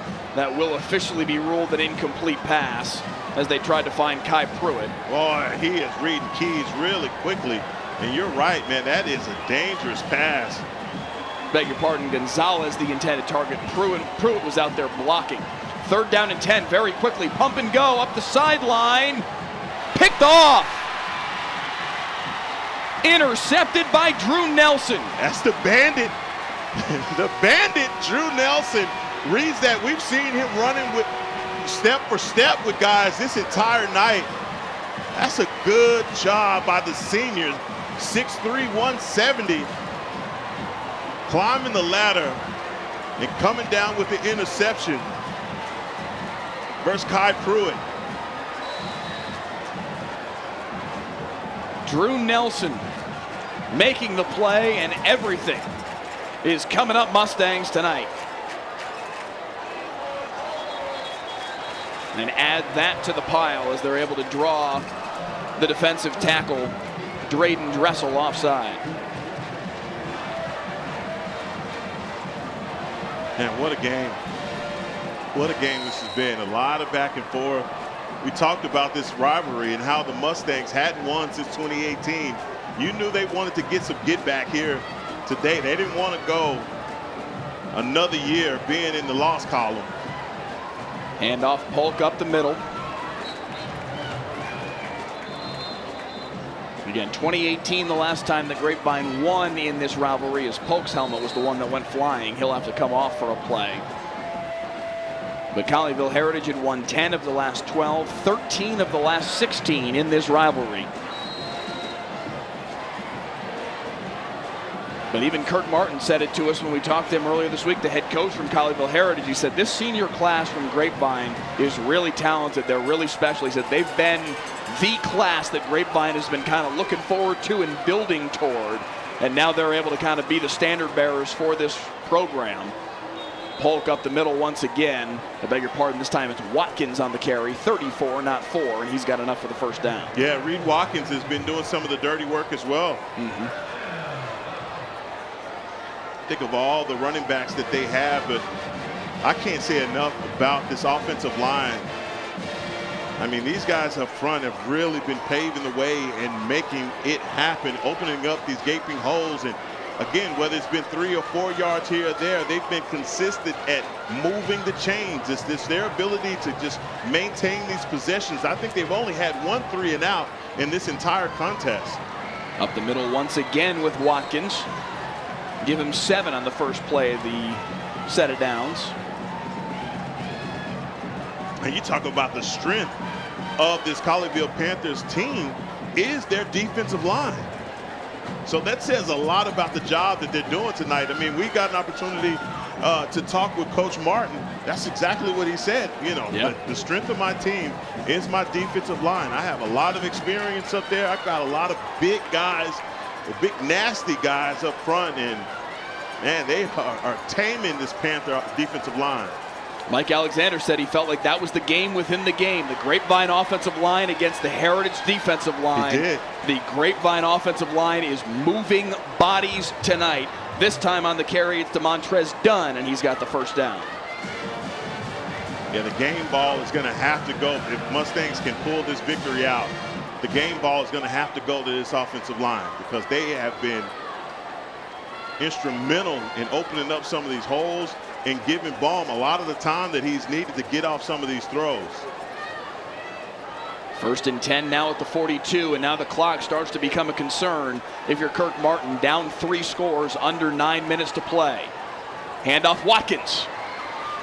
Crease closed up pretty quickly thanks to Jack Sluter, whose helmet came off as he made the tackle. But still a gain of 6. Yeah, just those chunk plays. Chunk plays are affecting this team, this Panther defense in the second half, and you can tell these guys are tired. They've been going through these long, methodical drives from the Panthers. Should have been a touchdown down there. I'm going to let it go, but hey, just saying. 337 rushing yards on the night for Grapevine on 36 carries, better than 9 yards a clip. 2nd down and 4. Polk back on the field. He's got the football up the near sideline. 1st down and quite a bit more inside the 35 to the 33. That's one tough customer. That is one tough customer. That number 4 is. We had someone in the comments say he's a dog. Yeah, that is definitely what he is. And boy, we had plenty of dogs playing in this game. The 5 offensive linemen for the Grapevine Mustangs. Yeah.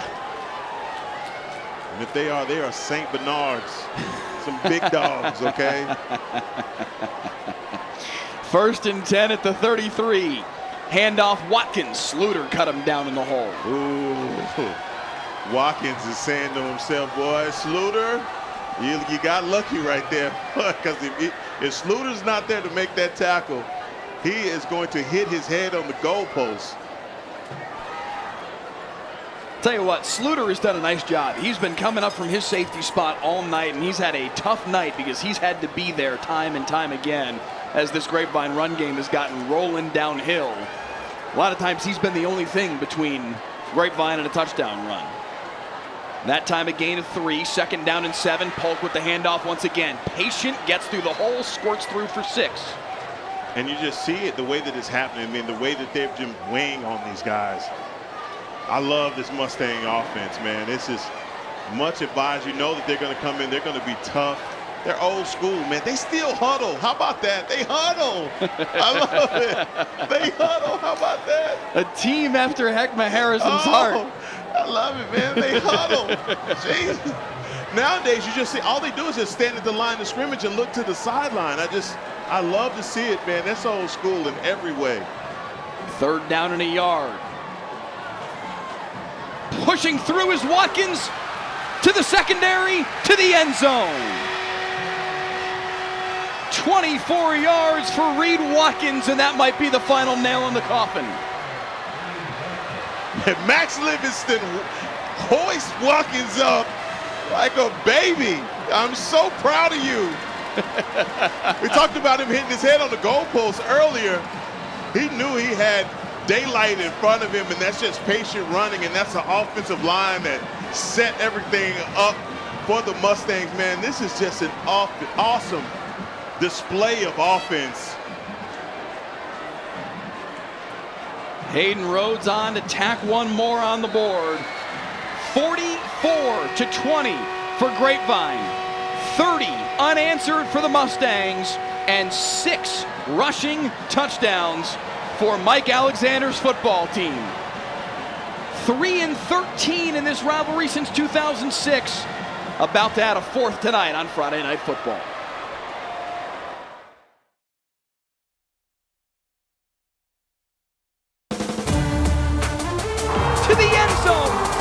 Coach Cliff, our brand new color commentator, Heckma Harrison. Heckma, welcome to the team. Man, I'm excited.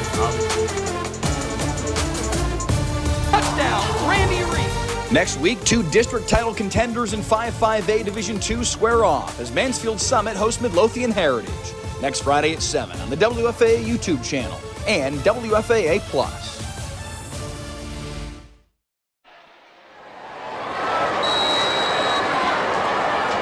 What a performance from the Grapevine Mustangs. Their offensive line road grading their way to 404 rushing yards tonight and 6 rushing touchdowns. 3 from Parker Polk, 1 from Evan Baum, 1 from Rondale Carradine, and now 1 from Reed Watkins. Fair catch called for and made there by Pruitt on the kickoff, who didn't think that he had called for fair catch. He misremembered. That's what that's called, a misremember. He was ready to take off. But 400 plus on the ground for the Grapevine Mustangs. What a performance for that unit tonight. No, it has been this offensive line and the job that they've done. You call it road grading. That's been it. And it's been just the small drops in the bucket. They've been making those small deposits this entire game from the first quarter on. And we've seen those big runs, and the Panthers have tried to stay disciplined and stay with it, man, but it's really hard when you have an offensive line that's leaning on you the way that this Mustang defense has, and they are relentless. It doesn't matter if it's the first quarter, second quarter. It almost seemed like they went into halftime, one team, and they just gave their helmets and shoulder pads to another group of guys, and those guys came out ticked off because this second group is like they had some mean juice. Man, they have been coming after the Panthers. See another player down with a cramp here on the near side. This shows you how physical this game has been and how much running both of these teams have been doing. And the Mustangs have some guys out on the outside of skill positions that's been going both ways. And, boy, it's tough to maintain it. They've been doing a good job tonight. Darian Burns, the corner for Grapevine, making his way off, as you can see, without too much incident. It was Daniel Gonzalez on the receiving end to pick up the first down out to the 44-yard line. 6:08 on the clock here in the fourth, and a 24-point lead for the Grapevine Mustangs. So Colleyville Heritage would need 3 touchdowns and 3 two-point conversions. Pressure in the face of Smith, gets it off, finds Ulrich across midfield. That'll be a 9-yard pickup on first down. And you know what? I want to say this about Wes Smith. He's coming back. They've been waiting on him to get back. He's done a good job in this first half. He's been missing some time, but I'm telling you what, man, he's had guys in his face this entire game, and he's been under a lot of duress and trying to make some difficult throws, but really tough to do that, man, and be the kind of athlete that you want to be when you got you have 2 and 3 guys always barreling down on you. He's getting hit after throws before he throws the ball. It's just tough.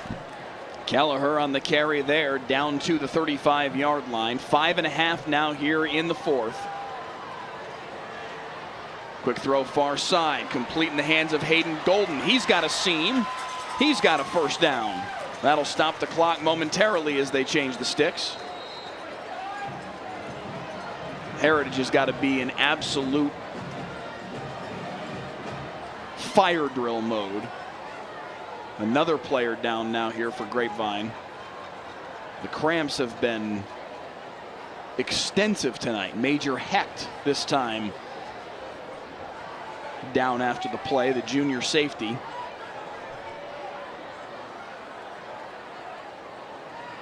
Yeah, these guys have been doing a lot of running. This secondary, you think about the way that this Panther offense operates, they've been spreading these guys out. And this Mustang defense has been having to run sideline to sideline this entire game.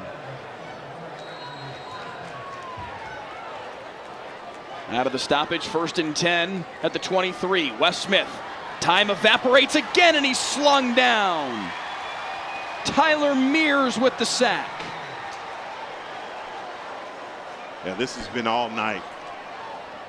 This has been all night for Wes Smith. If it's not a coverage sack or having a guy in his face, he's been having to deal with this entire game, just being under pressure. But right now he's got to put this to the side, and the senior has got to stand in there and deliver a strike because his team needs it.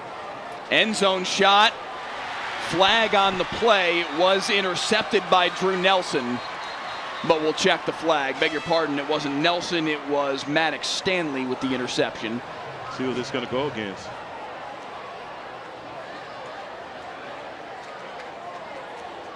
The initial signal looked like it was against Grapevine.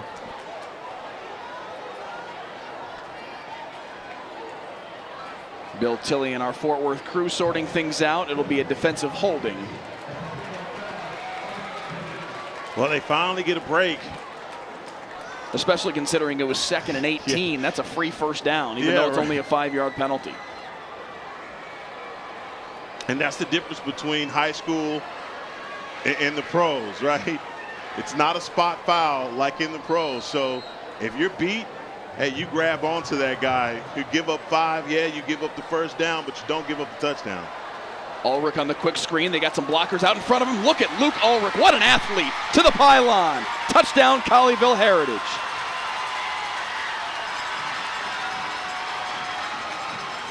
Luke taking matters into his own hands. This is like a long handoff for Luke, and he's putting his athleticism on display as he beats 3 Mustangs and gets to the pylon. Seemed like we hadn't called his name. Hadn't called his name since the first half, where he was carrying the ball at the quarterback position and getting things started here. Yeah. Finally. Yeah, the kickoff return was the one spot where it seemed like maybe that was going to be the jolt for Colleyville Heritage to get back in this football game, but the interception by Nelson came just moments later. But Ulrich able to get loose right there. Great blocking on the outside, and then just pure athleticism from Luke Ulrich, the junior wide receiver, making plays on the outside. And I don't know if you noticed, maybe we can get another look at that replay real quick while we're waiting for the 2-point conversion. Watch at the tail end of this play. There is I'm not sure exactly what the crew is called, but a team worth of kind of celebrators, if you will, from Colleyville Heritage that rush over to him ready to celebrate the touchdown. He says, no. We're down 18. We're not doing this right now. We got work to do. Yeah. I love that. That's very cool. No, it's just, look, man, there's a lot of students out here, and this is, the spirit team. And I don't know what they're called either, but these guys have been getting this crowd and student section into a frenzy this entire night. But, Luke Ulrich, he's recognizing, what's going on right now as the Panthers line up for a 2-point conversion. Smith takes the snap, rolling near side, pressure in his face, fires back of the end zone, too far. Tried to find Braden Blewett, but it's incomplete, so now it remains a 3-score game. And that feels like a stake to the heart to Colleyville Heritage, because if you could make it a 2-possession game with 4:35, now you start to feel like, all right, hey, the chances at pulling off a miracle are still out there for us.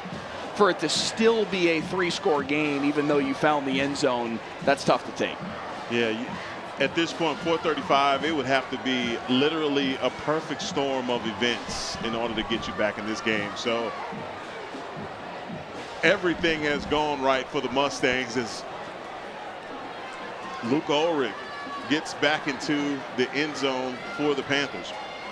Give you one more look at the history between these two programs. Again, Heritage winning 10 of the last 12 going back to 2010, 13 of the last 16 going back to 2006. But Grapevine in control right now with a 3-score lead and 4:35 to play. Heritage is going to have to do an awful lot here in this final 4:35 in order to add another Heritage on the board there. Yeah, this has been a rivalry that was started back in '96, as you saw there, and Grapevine dominated a lot of those years for the onside kick. Comes right into the guy that caught a touchdown a minute ago. They called off Brady Wagner. That was a great catch on an onside kick, too. Watch this. Just, thank you, I'll take that. Yeah, that's a knuckleball. That's a heck of a catch. Yeah, Brady obviously plays a little baseball as well. Shortstop, probably. Yeah, put him at shortstop. Yeah. That thing is going to double doink off my head. Yeah, right. Go out of bounds. There's no way. That's why he's on the hands team. Yeah, absolutely. And that's why you played linebacker. Absolutely. Absolutely. All facts right there, Mike Leslie. 4:34 to play here in the fourth. And Grapevine looking to salt this one away. Handoff Polk. Drags his way for maybe a pair. Stephen Cole on the tackle. Do stick with us on WFAA tonight at 10:15 as part of News 8 at 10. High school game night. Joe Trahan had a good one tonight between Louisville and Coppell. Jonah Javad out at a game tonight as well. Wiley East and Garland. Highlights of those two games, highlights of this game, and an awful lot more. 10:15 on high school game night as part of News 8 at 10. Under 4 to play now. Baum looking at the sideline, and they'll call their first timeout here of the second half to talk things over. They had some discombobulation there prior to the snap. You know, we haven't had much discombobulation from the Mustang sideline. Everything that they've called has gone their way this game, and can't say enough about this offensive line and the job that they've done. They've just really, you know, they've made it so tough and difficult on the strength of the Panthers.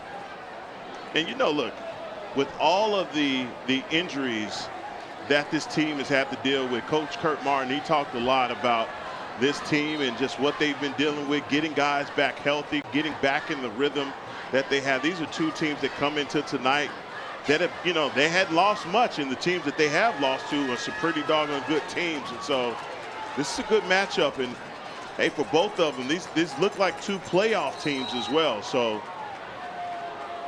definitely two playoff teams, two teams that have a chance to make a decent run in the playoffs. Second down and 8 out of the timeout. Here comes Polk once again up the near sideline. He gets to the outside so quick. First down and quite a bit more down to the 30-yard line. And Parker Polk creeping up now on 200 yards on the day. He was at $175 prior to that carry. Man, he's just so sneaky fast. At 5'6", you know, he's got that low center of gravity, those little legs. But boy, he makes up a lot of yardage. When he's running, he's just so tough as well, man. You think about a guy that size, he probably wouldn't want to go in between those tackles, but he does not mind taking on that contact. First and 10 at the 30, 3 minutes, 10 seconds and moving here in the fourth. Reed Watkins with the handoff this time, got hammered in the hole by Sluter, but spins his way for 4. Yeah, number 7, Sluter, he's a banger. He has been a part at the end of some big collisions as number 7 for Colleyville. There's going to be some tired young men in the morning, some sore young men in the morning. This has been a tough contest. These teams are familiar with each other, grow up in the same communities with one another, but they have not slacked off, man. This has been a very physical contest. Polk stutter step in the hole, give him 2 on the play.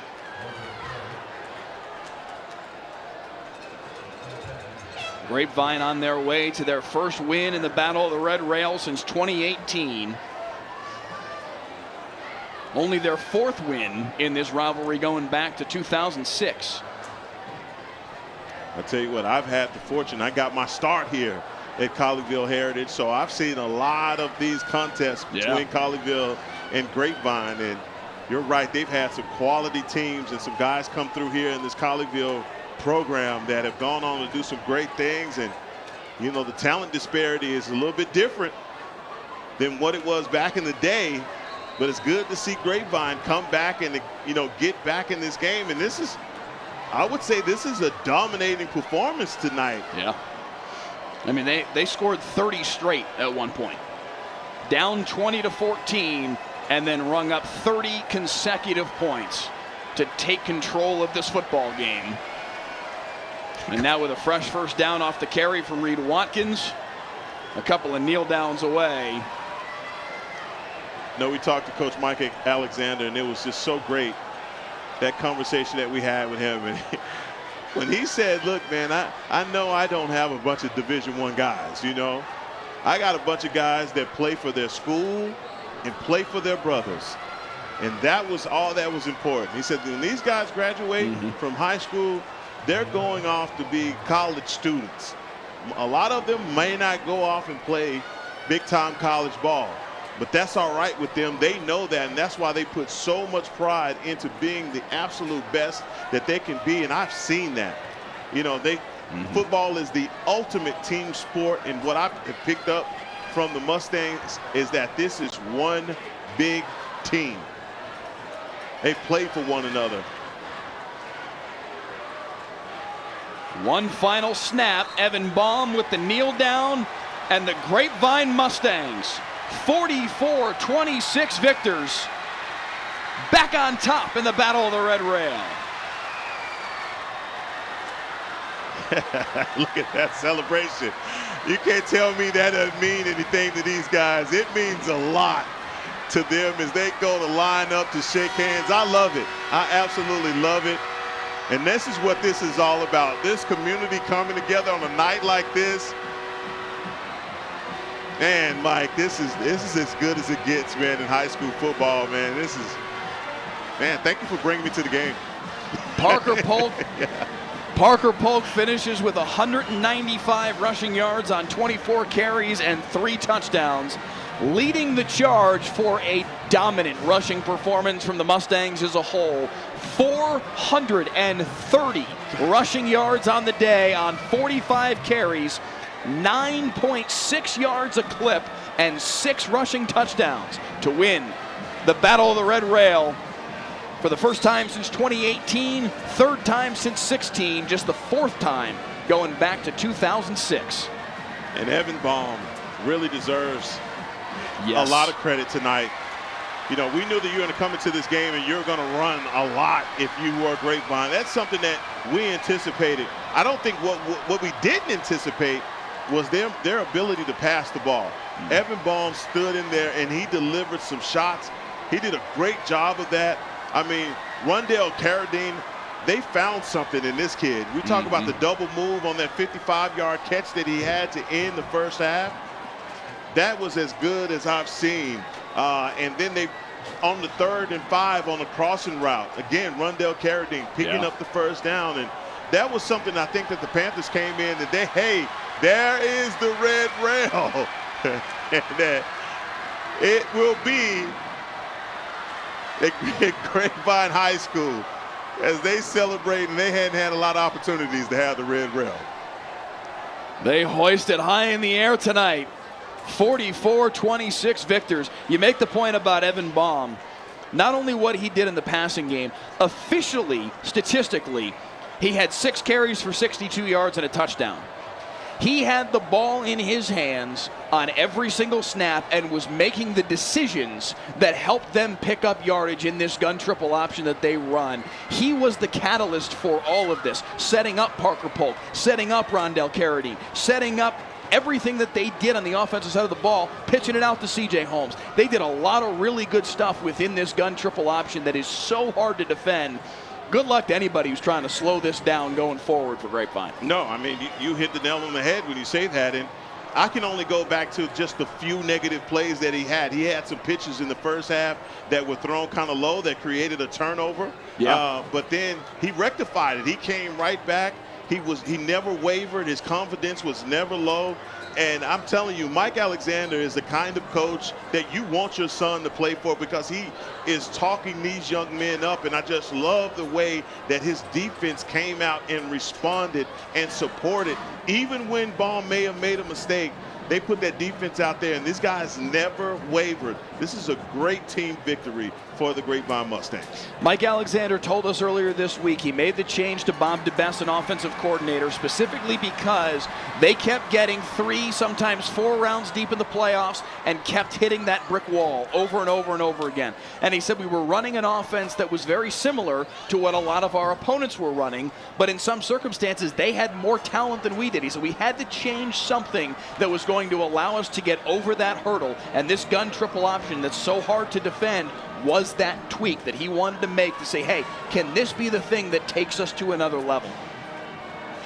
This is only one night, but this is evidence of what this offense can do going forward for this team. Well, all I've seen from the Panthers defense, and obviously in our conversation with Coach Martin, was that we knew that the Panthers has a very tough defense. Make no mistake about it. Do not draw a conclusion about the Panthers defense to say, hey, they're lacking in anything. These guys are tough. They just came up against an offensive scheme that is tough to stay disciplined in for 4 quarters. You have got to read your keys like this for 4 quarters, because you saw in that first quarter, look, they were limiting those runs. It was only 2 runs, three young runs. But once you start seeing those defensive linemen trying to make those arm tackles and they were dragging guys down, that's when you saw trouble starting to be afoot, because once those guys get to the second level, it's going to be hard to stop them, and that's what the Mustangs did this entire game. Travis Mason, the starting left tackle for Grapevine, hoisting the red rail in the air, fitting that an offensive lineman would get that honor because of how well they did their job tonight in leading the charge for this Grapevine run game. You had a chance to experience it years ago, calling games for Colleyville Heritage. Another chance to experience it tonight. The pageantry and the theater that we got a chance to witness tonight here in Grapevine was really something special. No, second to none. It really is second to none. If you get an opportunity to come out and see the battle of the red rail between these two teams, it is something to see. If you're new to Texas high school football, you got to see this, because I'm telling you, there are planes flying overhead because DFW is right next to, close to the stadium. And I'm telling you, I'm sure they were looking down saying, what in the heck is going on down there? Because it is a frenzy. There's houses all around, and you can hear the roar from this crowd when we came in to start this game. It's just been amazing. The student sections on both sides, man, what an environment. What an environment. And these Friday night lights is for real, man. One final point to talk about Colleyville Heritage for a second, a team that came into this game ranked 5th in the state in 5A Division II, a team that still has a lot of things in front of them, just getting a lot of guys back healthy. Wes Smith's first game since the Texarkana Texas High game. They finally got Braden Blewett back on the field. They're still waiting on Riley Wormley, their stud sophomore running back. So this is a team that still has a lot of their goals in front of them for the rest of this season, and a team that you got to imagine, as these guys are, 1, healthy, but 2, just get an opportunity to get a few more reps together, will start to round into form once they get towards the playoffs. Yeah, don't forget that. And like I said, you can't draw a conclusion about this Panthers team based off of this matchup, because you're right. They are missing some studs. And Riley Wormley, as you just mentioned, he's one of them. And so that's their sophomore. They're still a young team. They have a lot of talent on this squad that's going to be around for a while. Luke Ulrich, he's a junior. Yeah. So the future is bright for the Panthers. And the one thing about the Panthers, they have a motto around here called Panther On. They will remember what happened. They will not. They won't forget about this. Trust me. They will file this one away, and they'll come back next year stronger and looking to bring the red rail back to its proper home, and that's at Colleyville. And this is, like I said, man, this has just been a great game.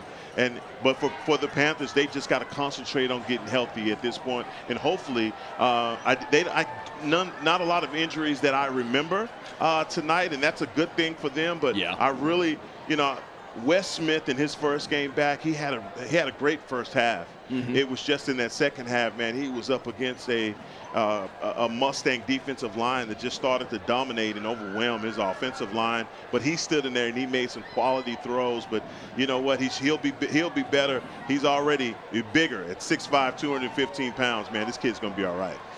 Grapevine says, though, in 2022, the rightful home of the Red Rail is in Grapevine. A 44-26 win behind 440 rushing yards and 6 touchdowns. Parker Polk officially 197 and 3 touchdowns on 25 carries as the Mustangs win the Battle of the Red Rail for the first time since 2018.